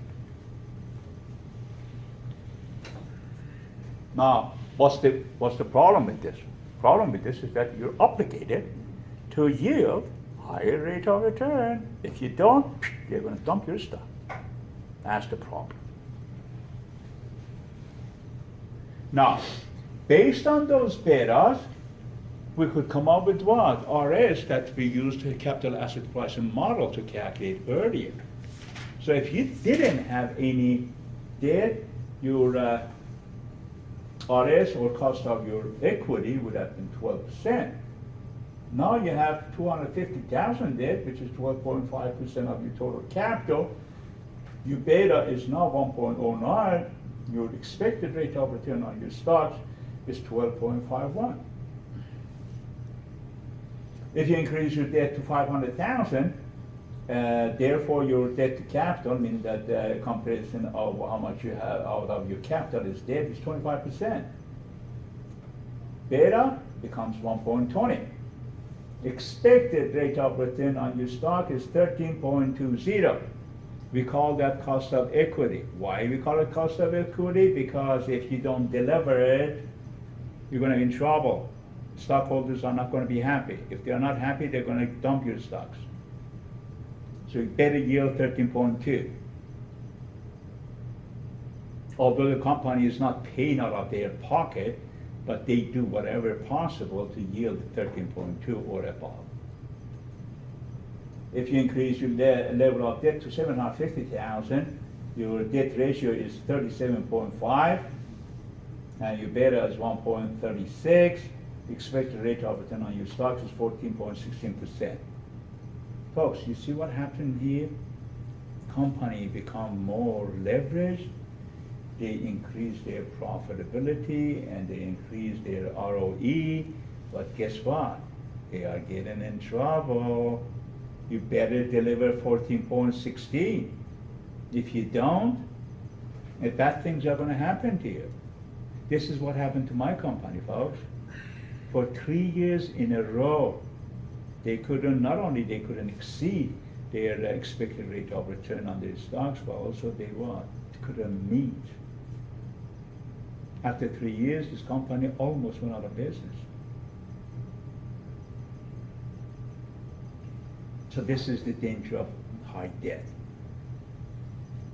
Of course, in $1 million borrowed, meaning that 50% of total capital is borrowed money, the beta becomes 1.60. This is not that we get into kind of dangerous area, dangerous zone. That very few companies could guarantee that they're going to be yielding 15.6% rate of return on their stocks. We know that. I mean, what you stock in the market, you say, well, this is 15.6. Very few stocks. Even then, those are the stocks that are extremely volatile, risky. So we have to be cognizant of that. How much you're going to be borrowing, you said? Well, we don't know. We're going to put these all together. We're going to see, hey, what would be the expected rate of return from our stocks if I borrow 1 million of what total 2 million capital needs? Okay, if you do that, this is what's going to happen to you. Everybody's with me so far? Okay. Now, bear in mind, this is not the total cost. This is the expected rate of return on your stocks alone. What's going to happen to our debt rate or the cost of our debt? This is what's going to happen to your cost of debt. We already talked about that. I just showed to you earlier here. Your 8% is becoming 9%, 9 becoming 11.5, and finally 14% level of 1 million. So my point is that if you borrow 1 million out of 2 million total capital needs, cost of your debt or interest that you're paying is 14%, and expected rate of return on your common stocks is going to be over 14%. You have to deliver both. Are you ready to do that? Then increase it to 50% of debt. So you see what I'm getting at, folks? Remember what I said earlier? I said debt is wonderful. Debt not only it does not sell your ownership to other investors, also has lower rate, generally speaking, and also is tax deductible. And then you say, whoa, why are we not all borrowing money to do business? Why the companies do have stocks? Well, this is the reason why they don't. Because their debt increases to that level, the expected rate of return or the cost of equity increases to this level, 15.6. And to be honest with you, it's very difficult to sustain that and deliver that every year. And guess what? If you don't deliver it, you're going to be basically destroyed in the market. Like I said, my company was a very, very strong company. Roadway Express was unlevered company, meaning that we had zero debt throughout the years, for 90 years. We didn't have a debt. But the company that bought us, which basically were even the second place, and we were number one in the market and they were number two, they were a highly levered company. They raised capital and they bought us. So what happened to our company? They couldn't meet or exceed their expected rate of return, which now is, let's say, 15.6 versus ours was like, actually, I remember ours was like 5-6%. That was it. All my 401k stocks, they didn't yield more than 5%. But they were as solid as gold. I mean, that you never go wrong with that. It's like treasury bond. I mean, it's solid. Why it's solid? Because we own everything. We have $2 billion just asset. Asset of what? Our ownership of land, buildings, equipment, tractors, trailers, terminals, big properties. We own them. 100% paid for it. So stocks of this company never goes down. Follow? Why should in the world it should go down? What could happen to the company like this? Actually, we never even showed losses in our of the business. We always were profitable till we merged. So that's what happened. So how do we find the lowest cost of capital given all these variables? So, in order to find the lowest cost of capital, what formula do you need to use here? What is the bottom analysis here? We already got the cost of equity, cost of debt, in different level of borrowing. What's the ultimate goal? Calculate this. Put these W's, actually, meaning that in what point this WACC is going to be lowest. So we're going to use this formula. Do we have this? Yes. This? Yes. This? Yes. This? Yes. And we're going to see at what point W's are going to be lowest, therefore bring in WACC the lowest possible point. So let's see that. Here it is.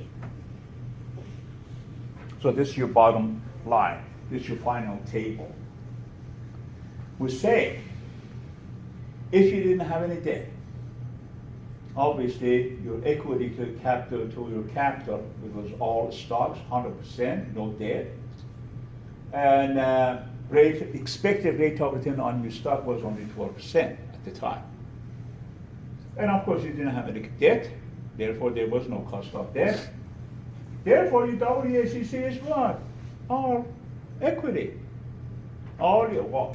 A reflection of what? What is expected rate of return or cost of your equity? 4%. The same as this. Everybody's with me? Debt is going to change that, of course, right? We borrowed $250,000 out of what? $2 million that we need. Our debt ratio is 12.5. Meaning that from total 100% of our equity, 12.5% of it is by debt. Therefore, your what? Equity is 87.5%. Cost of your debt now increased for 12.51. Is no longer 12. We calculated earlier. I'm sorry, it's not debt. This is stock. We calculated. We said that if your stock becomes, the expected ratio from your stock, it would become 12.5, 13.2, 14, and 15.6. That was the last slide that I showed you. That's expected rate of return on your stocks, which is called cost of equity to you as a stock issuer. How about debt? Oh, it's going to cost you 4.8 if you have 12.5%, 5.4, 6.9, 8.4. Wait a second, we didn't see these numbers before. Where we got this 14.8? This was what? 8%, wasn't it? 9%, 11 some point percent, and 14 something percent, right? What happened here? Taxes? Huh? Taxes? We just raised taxes, remember? 1 minus T. When you do that, you say, my God, cost of my debt is only 4.8%. It's not 8%. my cost of debt here is not 9%, it's 5.4%. That's one of the reasons that people have tendency of borrowing money or creating debt, because debt is cheaper. Okay, we have cost of debt, we have our cost of equity, and since we have no preferred stock, let's suppose in this, and we have tax rate. So we have this, we have this, we have T. Let's suppose we don't have this preferred stock, so only these two. We're gonna figure out WD and WC. So what is that? By looking at this table, what is it? What is WD should be, what WC should be?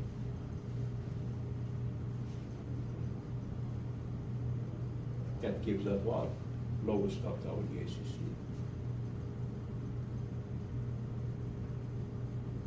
Am I communicating at all? I'm asking you one question. It's in front of you. I say, what's the purpose of all this? To bring WACC as low as possible. And I'm saying that we all have RD, RS, and everything, T. What would be weight of our debt? What should be weight of our common stock to give us the lowest WACC? That's what I'm asking. Would 25% be the weight of the debt? Oh, are you telling me this? Is this lower than the other ones? Is that what you're saying? The lowest WACC, yeah. Is that the best point? Is that what you're saying? Yeah, because isn't that the Of point? course, folks, look at it. It's dropping from 12 to 11.55 to 11.25, then again increases 11.44 and 12. So which one is it? Jesus, guys, come on, right there. Oh, so that lowest WACC coincides with what? Well, it coincides when you have 75% stocks, 25% what? Debt. And that it coincides with how much I need to borrow? 500,000. That's it.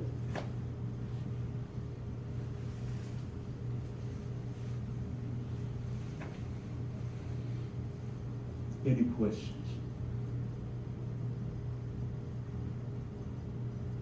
Folks, in reality, this is happening in every organization in daily basis, believe it or not. Because those variables are moving parts. And therefore they have to sit down and calculate and come up.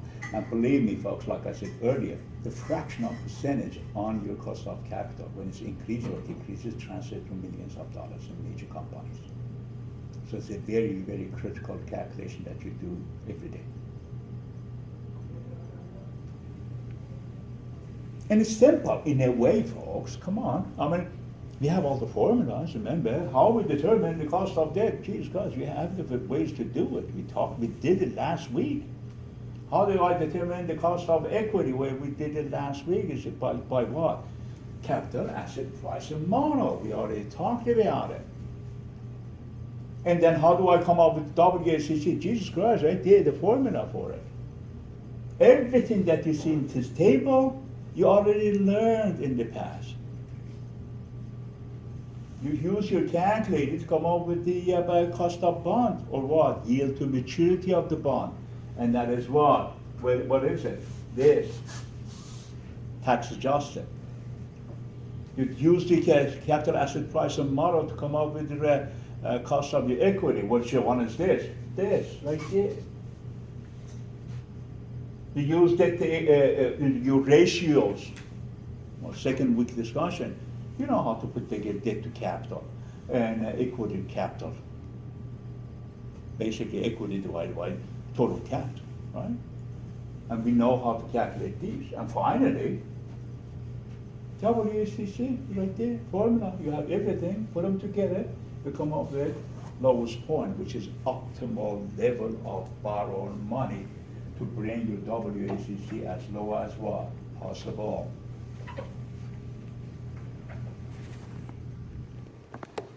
Are we communicating, folks? So you see what happened here is that I started this last week. I wrote the formula of WACC on the board, and I highlighted all the what? Costs, D, for let's say for R's, RD, RP, RS.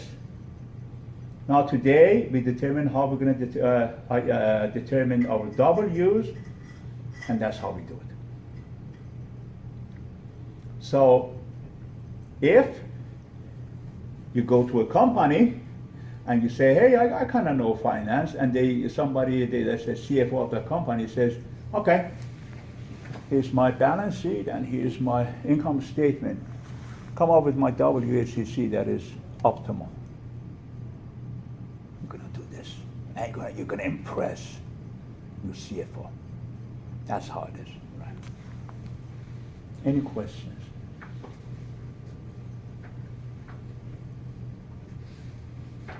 Okay. Now, oh my God, yeah, you need a break. Okay, let's take a break for a few minutes and come back. I don't want to bombard you with all this stuff. Welcome back. You finally got out of traffic, huh? Yeah. Okay. I'm sorry to be. Don't be sorry, Well, I'm glad that you're here. Do you know what happened to when you? I don't know. I thought he was here. No, I no, thought he was- no. And then again, suppose I lower my cost of capital. Obviously, we know what the immediate consequence of it is what? Okay, let me get you involved. Let's get you engaged. Hey, folks, I'm your CFO. Today, I lowered your cost of capital.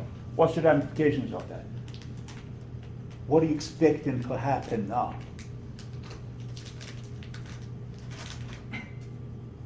What's the result of lowering your cost of capital? People will dump your stock? Not yet. No. The immediate result of that, folks, I have more investment opportunities than I had yesterday. That's why.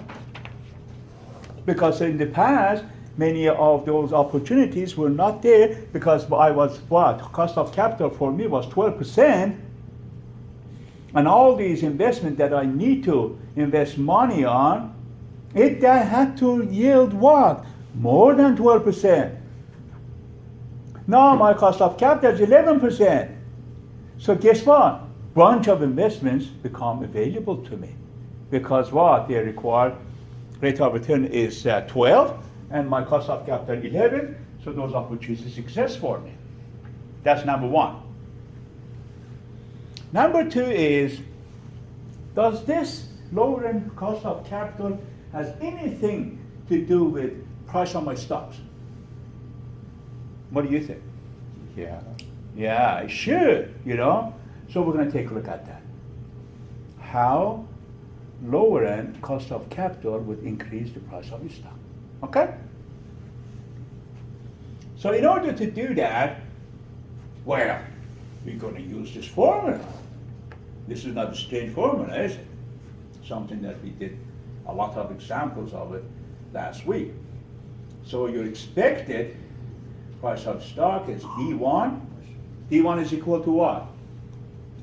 Oh. D0 times what? 1 plus 1 G. plus G, exactly. So when we come up with D1, of course divided by RS minus G. So I have to have these in order to determine the price of my stock, right? Which one of these already I have? Well, I got the RS. You remember in that table we had all the RS listed? Okay, so what else I need? I need dividend. But you know what? I'm not paying dividend. Oh, I haven't been, I don't know what the dividend is in this case. I know the dividend of last year, but not this year or the year beyond. So I'm going to say, I'm going to assume, I'm going to pay all my earnings per share as dividend. Why I'm doing that? Because I could calculate my earnings per share based on the information I have available. Follow? Dividend is my choice. Actually, that's the topic that I'm going to be covering. I was hoping that I covered today. I don't know how much of that I'm going to cover today, but It's always in your discretion how much you pay in dividend based on what you earn per share. So dividend per share is based on your discretion out of your earning per share.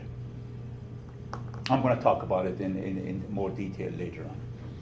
However, at this time, what I'm saying is, if I assume that I'm going to pay all my earning per share as dividend per share, I know how to calculate earning per share. Follow? So I'm going to have basically everything. Let's take a look at it. How I'm going to be calculating earning per share with all the data that I have been given. Let's go back to all the areas that I skipped earlier. This. Remember, this is all that data that we have. Remember, we started from here. So, and then our total capital need is 2 million, okay? All right, we said recapitalization, remember that? So everything started from here. So if I have zero debt, what would be my earning per share? Oh, earning per share would be my EBIT minus cost of my debt multiplied by tax adjustment and divided by number of the shares outstanding. We know that. Meaning that, hey, your income divided by number of the shares would give you the earning per share. We know that. So this is no different. Here, we said also cost of debt, but we don't have it there. So your EBIT, tax adjusted, divided by shares outstanding, give you earning per share. Do we have EBIT? Yes, of course. We have it in front of us, which in this case, 400,000. We have tax rate? Yes, we do have 40%. How much stocks we have out there? 80,000. Okay, that's your earning per share. Now we start borrowing money. Let's see what's going to happen to our earning per share. What do you think is going to happen? It's going to increase or decrease? Increase. Of course. We said that every time you increase debt, everything is increasing. Your rate of return on your stock increasing, your the level of the debt also created increase in your cost of debt, and also earning per share. So, it's going to be our earning per share. Now, 250,000 we borrowed. Well, we need 2 million. Out of it, 250,000 we borrowed. What's the price of our stock? $25. So we can buy 10,000 of our own stocks, which is called what? When you buy your own stock, it's called? Recapitalization? Recapitalization is the process, but you end up having what? Treasury stocks. So treasury stocks means that you repurchase your own stocks and you have it. You own your own stocks. So here, you could buy back 10,000 stocks. So 10,000 minus 80,000 is our number of the stocks, right? Because we had 80,000, we're going to purchase 10,000 of it back. Okay, our EBIT is again 400,000, but this time we have it there. Debt is 250,000. Tax adjusted. And what is the percentage of the interest on it? Remember, we had it on the table, 8%. When you have 250,000 as debt, your cost of debt is only 8%. Earning per share, $3.26. Is more than what we had before. Remember, it was like 3, now it's 326. Also, you could calculate your tie. And of course, tie here with this level of debt is 20 times. You're wonderful. No bank is going to have any problem loaning you. Your total EBIT is going to cover your interest expenses 20 times, so you're in good shape. Okay, we're going to increase our debt to 500,000. Rate is going to change from 8 to 9. Remember that we had that. Okay, so 500,000 you borrow. You're going to buy your stocks. How many stocks you're going to buy?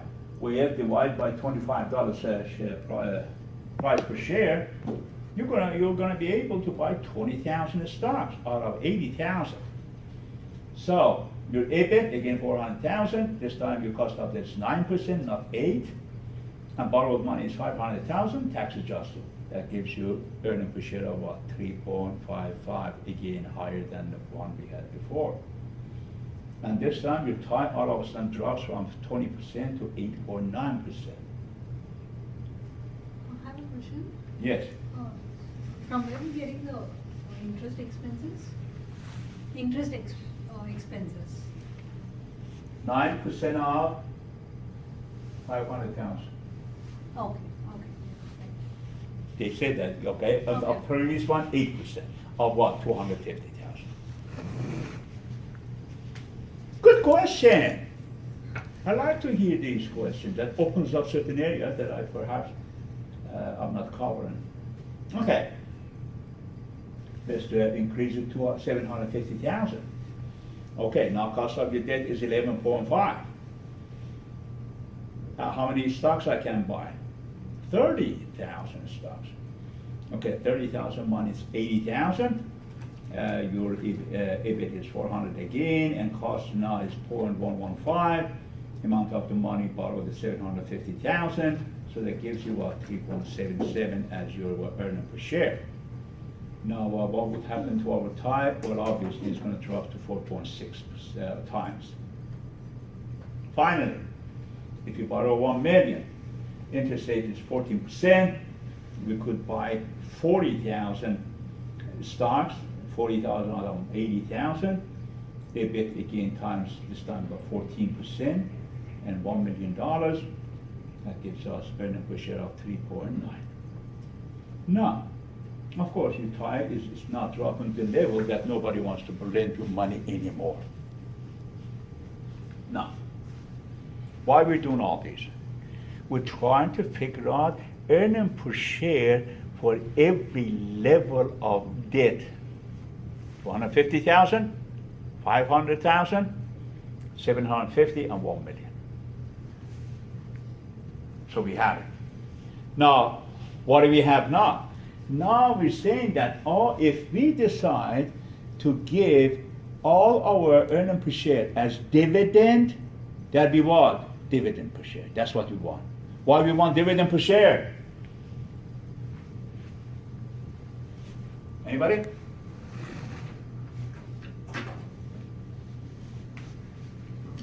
Because we want to determine price of our stock in each level of debt. We're after this, P0, on different, debt level. So we know P0 is dividend into year 1, let's suppose, divided by our RS minus what? G. So we want to know if our debt is whatever, our debt in whatever level is going to give us certain what? Earning per share. And if we pay this as dividend, the D1 is going to be what? 3.90. Or in different levels, of course. In the level of 1 million is 3.90. In level of what? 250 was what? 3.2 or something like that, whatever it is. RS, we have it, in that we already showed you on the table, and we calculated RS already. And now we're saying how we're going to calculate D, which if we pay all our earning per share as dividend, it's going to be dividend per share. And we already determined those.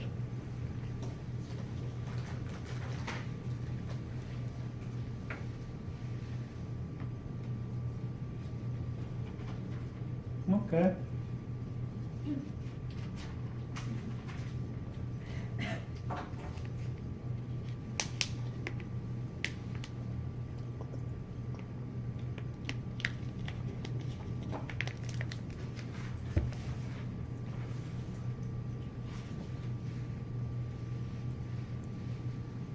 So we're going to put a table together again. This time, we're going to say dividend per share. That right there, D1, or D, actually D. In the level of no debt, it's going to have cost of RS is going to be 12. DPS, or D right there, is going to be what?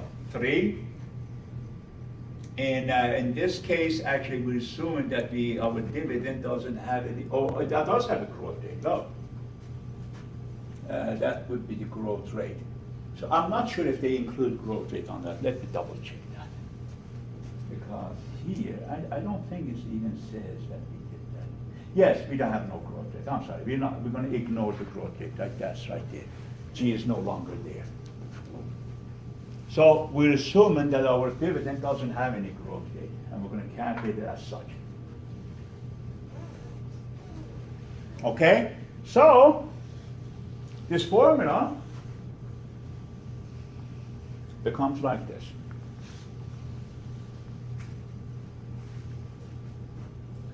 D divided by RS. That's about it. That's price of the stock.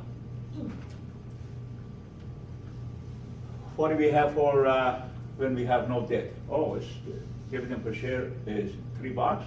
RS is 12%. So price of the stock is what, $25?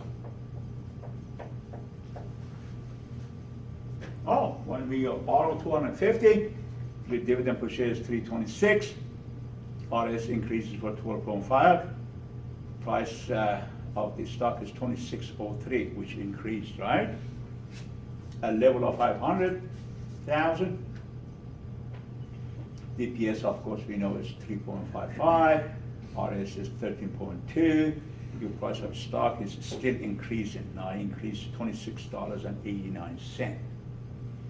As we increase the debt to 750, all of a sudden we notice, my God, now it's dropping again. 26.59 is less than 26.89. And when level of 1 million goes back to become 25, the way that we were on level. So what's the gain? The best point where the stocks has highest price is 500,000 level, which basically we already decided on earlier, meaning that also was the same level where our WACC was lowest possible, right? So what's the translation here? When your WACC operates in the lowest possible level, your stock is going to be also highest possible price. How would you price a stock that does not pay a dividend? Basically, your D1 is forever. It's like annuity. But what is your D1 if it never pays a dividend? Your D1, your dividend never pays, your stocks never pays dividend. Is that what you're saying? Yeah, what if it's just growth and they're not paying anything out? So, going back here, basically, it would be just your level of your RS, because you don't have a G either. You don't have D, you don't have G. Your price of your stock is going to be equal to rate of return on your stocks. Whatever the stocks is priced at beginning or book value of it, Yeah. is going to be reflecting the rate of return on it. That's what only what capital gain, meaning that whatever increases in the level of the price based on supply and demand, not dividend, not nothing, is going to increase the price of your stock or decrease it for that matter. So basically here, So would the numerator would be the book price? book price is your beginning price. All the stocks do have price, right? So let's say our price of the stock is $10 when we issued the stocks. And then, okay, is this going to be increasing in price? Yeah, most likely. So how are we going to calculate the price of this next year? Well, what's the RS on it? So that's how you would. That's how you would go about, like, valuing the price of a stock if you were looking at some tech company who's growing and they don't pay any dividends. You would look at their book value. No, not their book value. Look, if company does not pay or has not paid dividend period, Yeah. and it's never gonna pay dividend period, guess what's gonna happen? You take the price of the book value of the price, and then you say, do we have this stock has any kind of rate of return? What is the rate of return of this stock? It's basically increasing the price of it. Follow? Yeah. So the percentage of increase in the price of the stock from 1 year to another year is your RS, rate of return, okay? So, rate of return may, basically it'll be like P0 will be equal to the capital gain yield. Capital gain yield only, no dividend yield. Yeah, so you would price it like a perpetuity, just divide by the return that you're looking for. But the numerator of this value is the book price. Book price, yes. Yes. Good question again, very good question. Actually, just I paused first. Okay.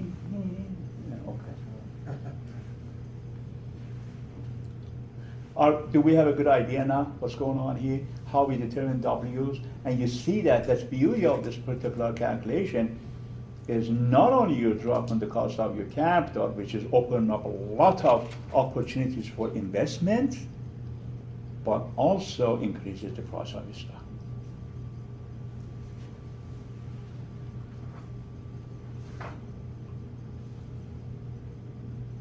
Okay. Here's the argument. It says, you know what? In level of 1 million, we have higher earning per share. Are we going to forego that and go with 250,000 level or 500,000 level? The answer is yes. Because increasing the price of the stock, reducing your WACC is more important than having like earning per share. That's the idea. And especially if you consider that you can increase your debt ratio up to $1 million out of your $2 million, which would be your debt ratio, debt to capital ratio would be what, 50%? 50% is too high. High risk in the market. You don't want to even go that far. So, that's your bottom line. By the way, this is, I guess, Davies, Davies, whatever companies that this is their figures. Your stock price increased to 26.89, which is the highest possible within all those alternatives. Your debt to capital ratio is 25%, meaning that 25% of your total capital is in form of debt. And your, what else? And your cost of capital, we already find out, that is what? Lowest possible.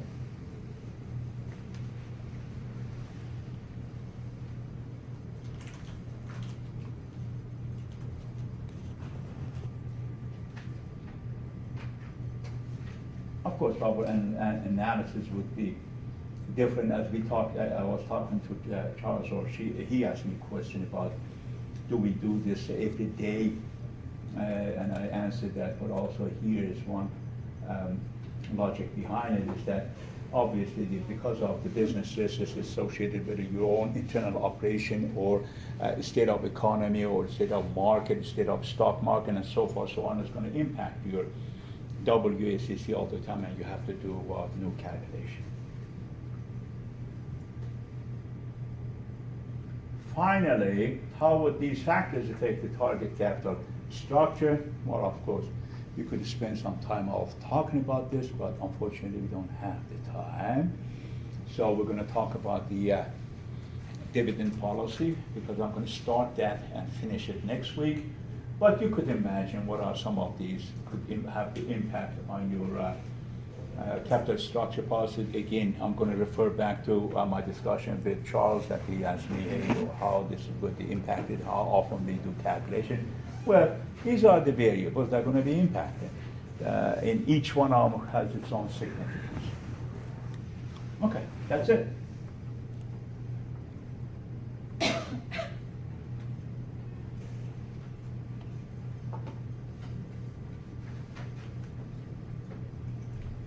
Okay, I hope you got an idea about capital structure policy, what that is, what is WACC, what is cost of capital, how we can reduce that, and what is the ramifications of reducing your WACC. Basically, it's by trial and error, believe it or not. You're going to assume that how much you're going to borrow, what's going to be the percentage of your debt versus your total capital, and based on that, you're going to be recapitalize your status of your WACC, and by doing so, you're basically going to borrow money to what? Buy your own stocks back.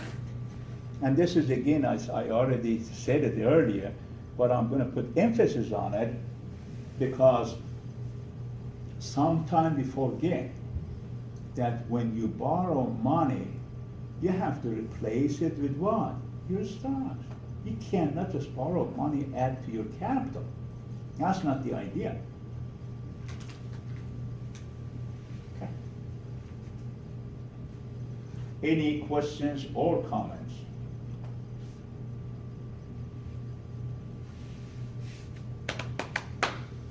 Hi. This is much simpler discussion, really very straightforward. And I'm going to talk about it a little bit, and then we'll finish it next week. Now, I'm going to again start with questions. I'm going to ask you, if a company has the discretion of paying dividend or not paying dividend, the question is, why in the world you want to pay dividend? Because You have discretion of paying it. Why are you paying dividend? Yes, Josh. I think you said it's like they want to keep you happy. They love you. They want you to invest in their company, because if other companies on the market are paying you dividends, well, you might just drop their stock and go with the other guys. Correct. However, I have to add one more thing, is that not all the investors are going to dump your stock. Only certain investors are going to do that. Why is so? Because to the stockholders, earnings per share is important, mostly, than dividend per share. There are certain investors who care about dividend per share, of course. As Josh said, they may not keep your stock for long. But for majority, actually, is earnings per share more important than dividend per share. Why? Why earnings per share is more important than dividend per share for majority of investors?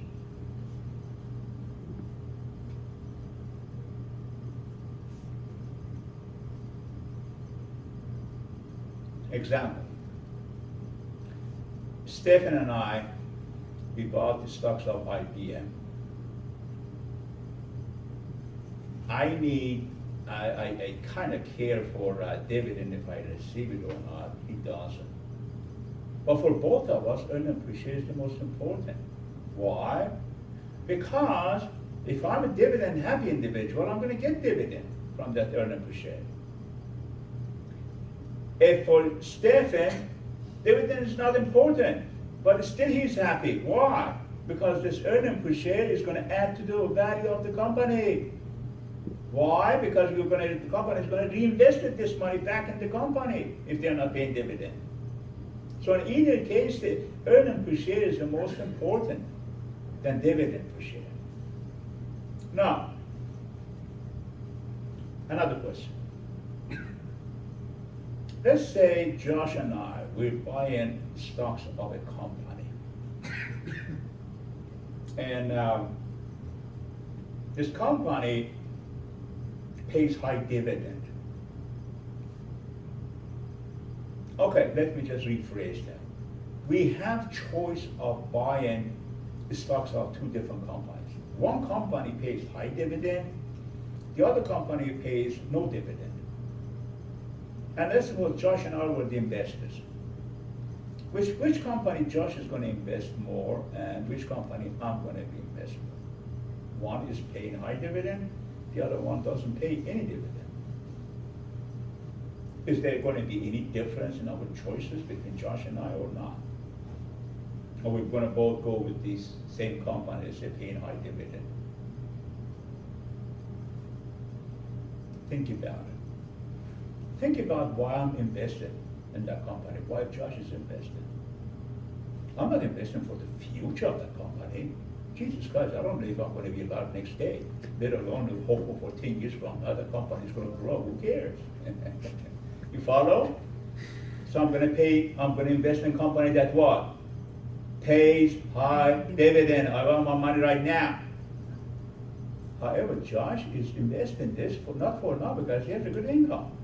He's doing this for his what? Retirement, for his future. So he likes to see the company's what? Reinvesting back in the company because how the company's what? Grow. You follow me? So his aim, his goal is the growth of the company. My aim is getting what? Money. Dividend payment from the company every year.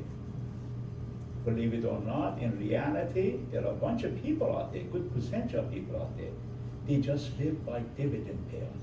That's all they have in life. However, they're not, in trouble because they say they invest already $15-20 million in the stock of a certain company, or actually they have a portfolio, but their portfolio generates, let's say 12%. My God, 12% of 20 million, I'm okay. I don't need anything else. You follow? But if the companies that they have the stocks of it do not pay dividend, I'm gonna be in trouble. You see what I'm getting at? So I live by those dividends.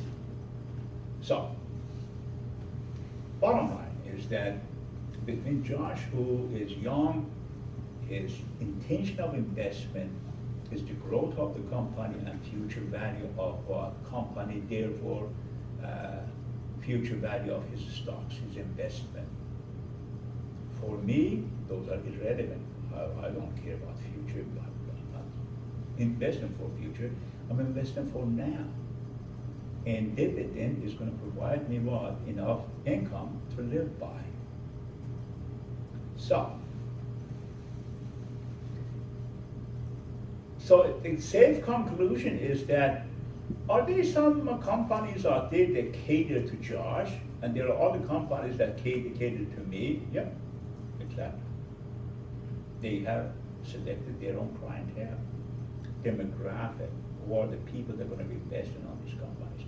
And they basically, all their financial policies are geared toward people like Josh. And some of the companies geared toward like me. But those companies that I collect dividend, they make sure that they invest my money into certain stocks and create me a portfolio that generates income for me. Otherwise, I wouldn't go with those companies. Now, if that's the case, can a company be smart, taking advantage of both of us? Yes, and that's majority of companies are like that. So what they do is, they say we're going to pay dividends, but not everything out of earnings per share is going to be paid out as dividend.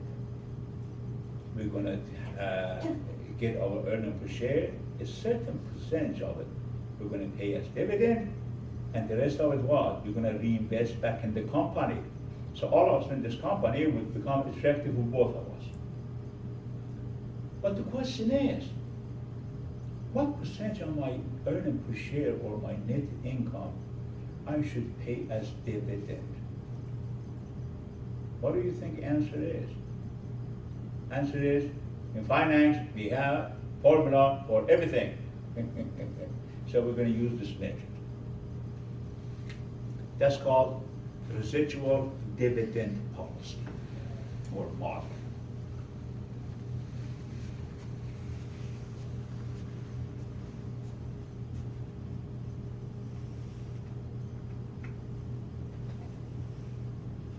So, let me probe you first. Did we get the idea what dividend policy is all about? General kind of concept and idea why companies pay dividend, why companies don't pay dividend, okay? Also bear in mind, if you're working for a company, which I'm sure that you do, some of you do, you have 401k, right? You do, I hope? How many of you do have 401k? You don't? You will, don't worry. When you start your career, you're in, 90% of the companies, major companies, they do have 401k plan for you guys. So what 401k basically is, they're gonna be deducting certain percentage of your, certain percent money from your paycheck, and they're gonna be investing this on your behalf with a what? Third party that is not part of your company. Those are pension fund companies, brokerage firms, mutual fund companies, and so forth, so on. So when they create this account for you, they deduct this money from your paycheck every month. They're going to create what? A portfolio for you. Within this portfolio, you're going to have different investments, but also companies normally put their own stocks in your portfolio more than the other stocks of other companies. So that, in other words, if you are employed by Microsoft, and then Microsoft has a 401k plan for you, within the portfolio that they created, let's say with Fidelity as a third party, your portfolio in Fidelity is going to have 70% of the Microsoft stocks and 30% of what? Other stocks or other investments. So my point of sharing this with you is this. When you have majority, or say, let's say 70% of all your portfolio consists of the company's stocks, the company that you belong to, you're working for, then you're going to notice, oh my God, I got dividend this year, and it's going to be another year. You didn't get any dividend at all. Sometimes your dividend is going to be $2. Sometimes it's going to be $4. Sometimes it's going to be $5. Sometimes it's going to be $0. And then you wonder what's going on. What's the answer for that? Your company that you're working for gives dividend 1 year, doesn't pay any dividend the following year pays dividend of certain amount, the following year more than that or less than that. Why? Is it reflective of economic times? Like if they don't pay any dividend at all, that means the company might be on kind of hard times. They're paying an increasing That's what we dividend. used to think. Oh, okay. But, not that is wrong, but we used to, oh my God, we didn't get dividend. They're in trouble, huh? We're showing like losses, my God, should we just adopted our resume? But that's not the case. What the case is, as a matter of fact, sometimes opposite is true. When your company finds promising projects to invest, like what? Hey, we have a great market in Texas. Why don't we expand to our Texas market too? What does that need? Capital. What's the first capital you're going to be using this? You're not going to immediately go borrow money or even issue stocks. You're going to use your own retained earnings first, the money that you have in your pocket. So you're going to decide what? Not to pay dividend. Now here, folks, remember, this is different.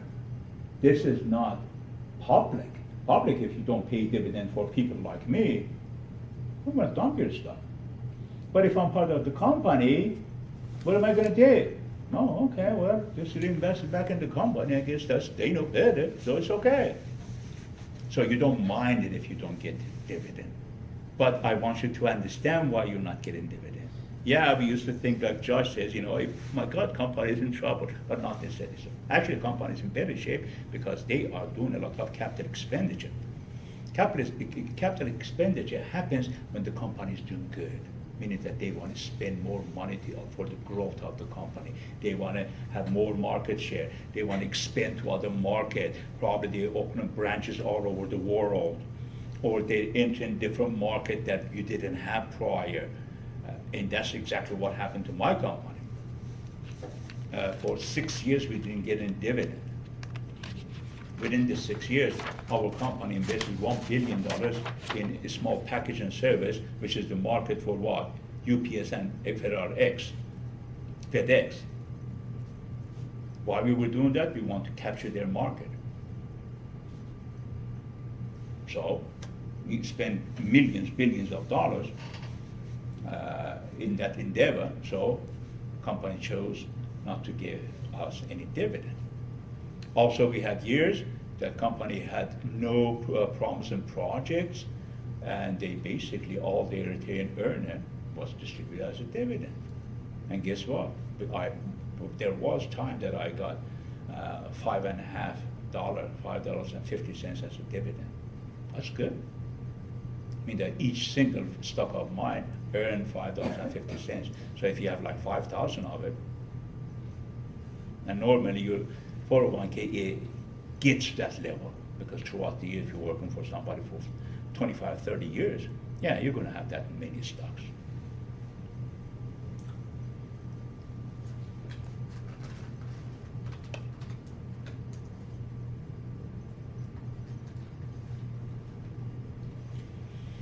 So, obviously, based on what we talked about so far, you could anticipate that certain companies may high or low dividend payout, some companies stable or irregular dividend, some companies pay more frequent dividend than annual, and some company announces their policies, some companies don't.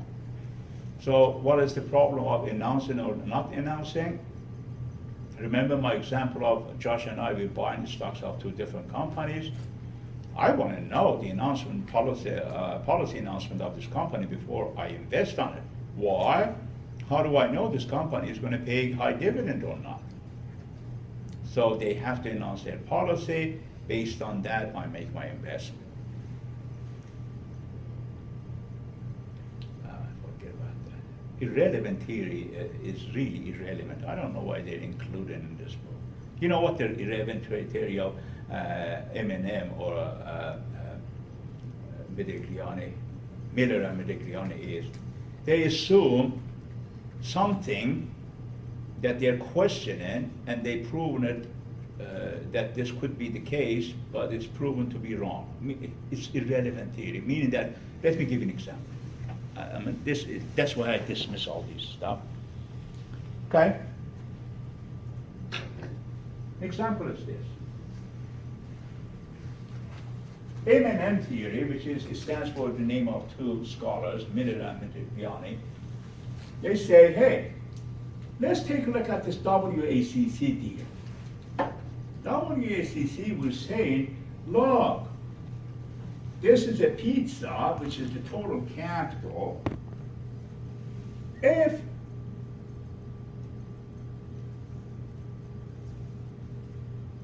this is your debt, let's say 30%, and the rest is your equity, this is your debt, and this is your equity,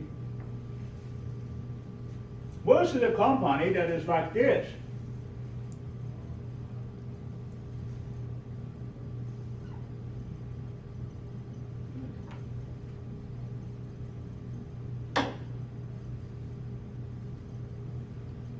You have 60% debt versus 40% equity. No, we talked about it. Well, this company is going to be different from this company. We want to have debt to a certain level, debt this, that, all those stuff that we talked about. Their argument is, what does it matter? From the whole pizza, 35% of debt in one and 60% of another one, the whole size of whole pizza are not changing. So why you should even concern this company has 30% versus 60% debt, or vice versa? That's irrelevant theory, because we understood that that's not the case. your debt increases, your cost of equity increases, your cost of debt increases, therefore increasing what? Your WACC. And that impacts your price of the stocks and all these good stuff. So when you see that M&M theory in finance, they just assume some stupid stuff, I'm sorry, and they prove it wrong. But it's there, and I guess we couldn't ignore it. Okay. This is what I talked about. Some investors might prefer capital gains. Some people may not. They put emphasis on dividend payout. So, therefore, this paying dividend also signals the market certain things that might or might not be true. So, let me give you an example. One of the news, you see that certain company shows earnings per share or whatever, and dividend per share that is hefty, good. What does that signals to you? That this company is doing good, right? I mean, come on. Hey, just come look, what kind of dividend is paying, right? That's signaling impact in the market. Some people think those companies are much better when they show higher dividend. That is not true all the time. Meaning that companies that pay high dividend, they are not reinvesting back in the company for the growth of the company. So that company is not going to grow. So we have to keep those in mind. I talked about client effect. A certain clientele would prefer certain companies' stocks and certain other ones. The other ones based on the level of the dividend, whether the company is paid or not paid dividend. Catering theory is basically companies that want to cater for one side or the other side or both. And we talked about those. So, companies that they basically want to cater for both, they have to have a policy that takes certain percentage of their earnings per share and pays it as dividend, and the other percent is reinvested back in the company. So what percentage is that? We're going to take a look at that. That's called the residual dividend model.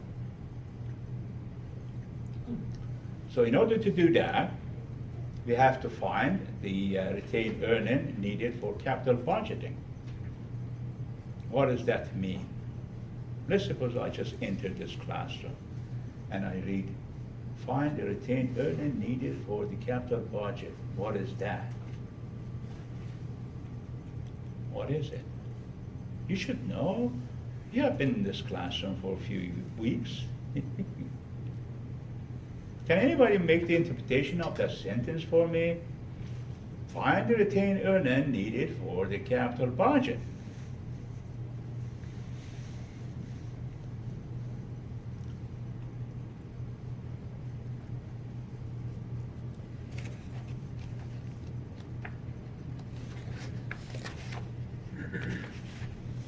So Okay. identify how much money you have in order to pay for capital budget, something.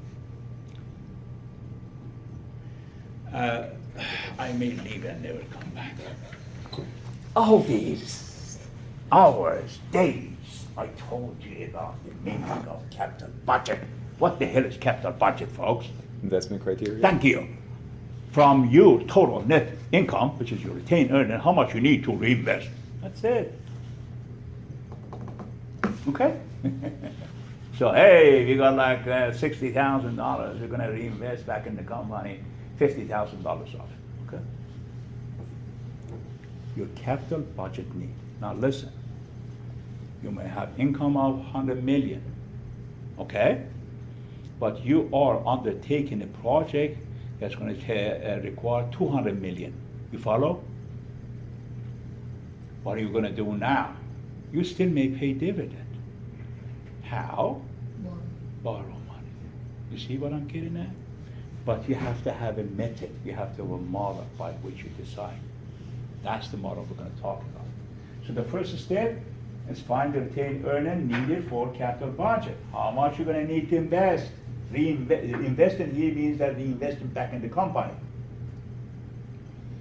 Pay out any leftover, which is called what? Residual, as dividend. Simple as that. Hey, we need this much out of our net income to invest. Okay, how much is remaining? This much. Pay that as dividend. Everybody's with me so far? Okay. What's our formula for that? Right there. Your dividend that you're gonna pay off is equal to your net income, which is referred to as what? Retained earning, minus target equity ratio. What is target equity ratio?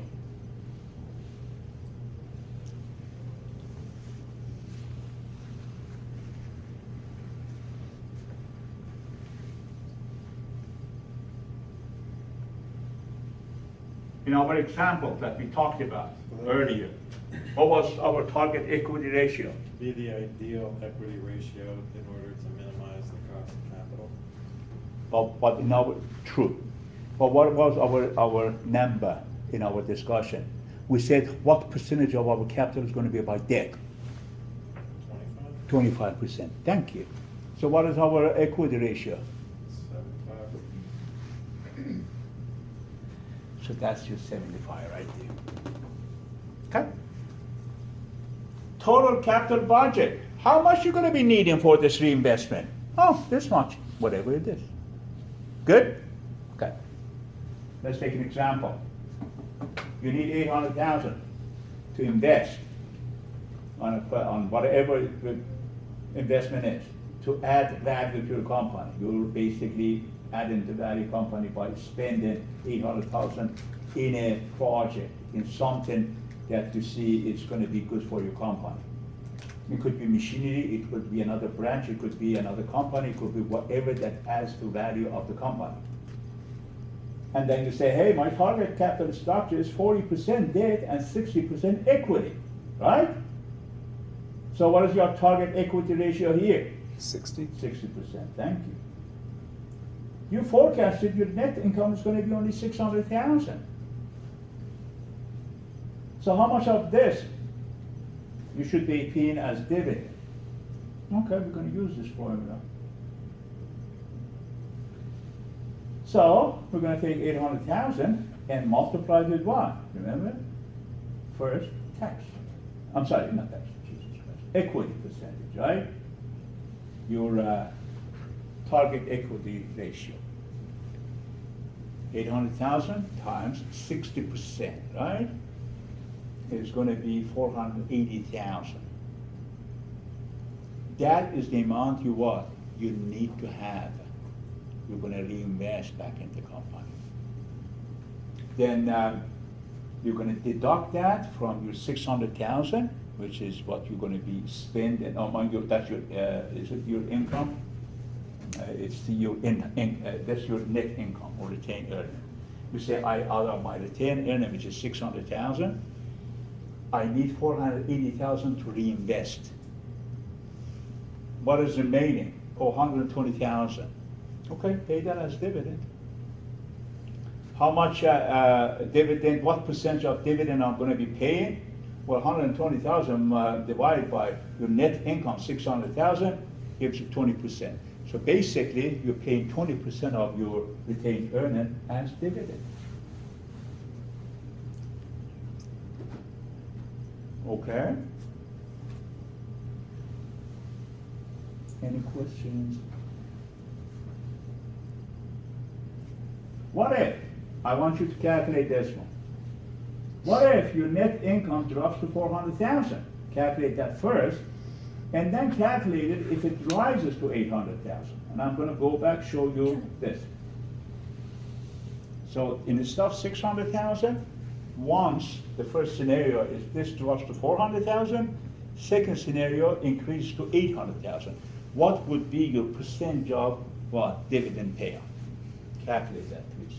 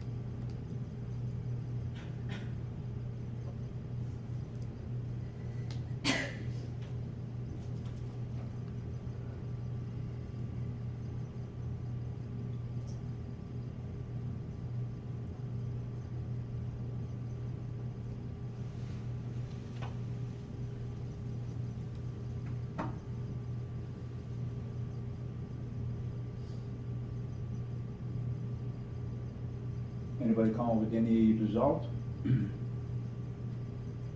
What percentage are we gonna pay as a dividend when our net income drops to 400,000 instead of 600?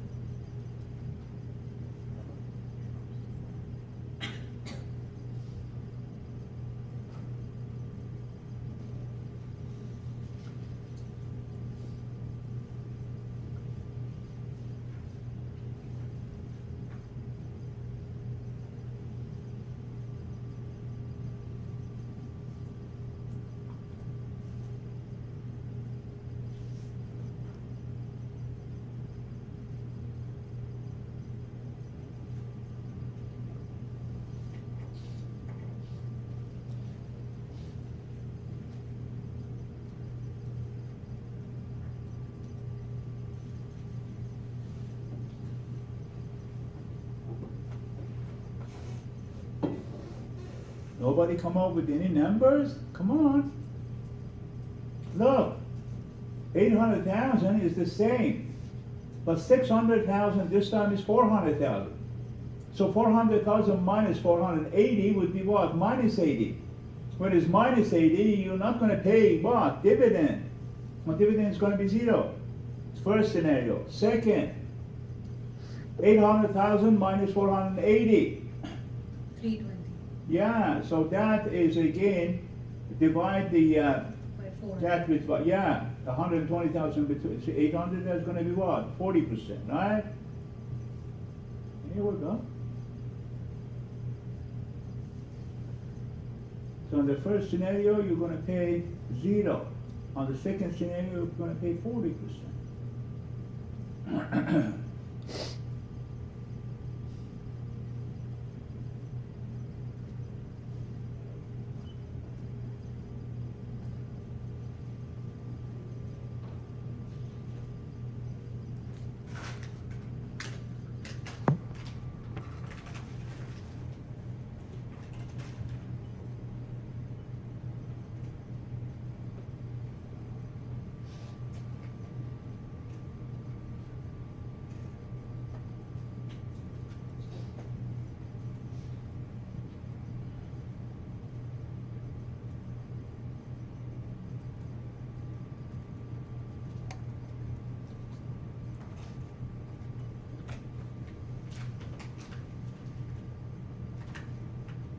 Everybody got the idea?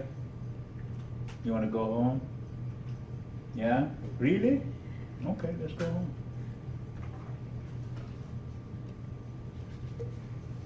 Please email me if you have any questions about anything specifically about your project, although the project, I'm gonna talk about it next week.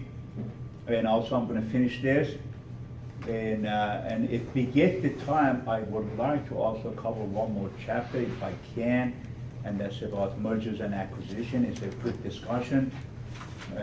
But even if I don't have the time to completely cover it, I'll give you a brief synopsis of it before we finalize our course. Okay? Let's have a wonderful night. Thank you. Thank you.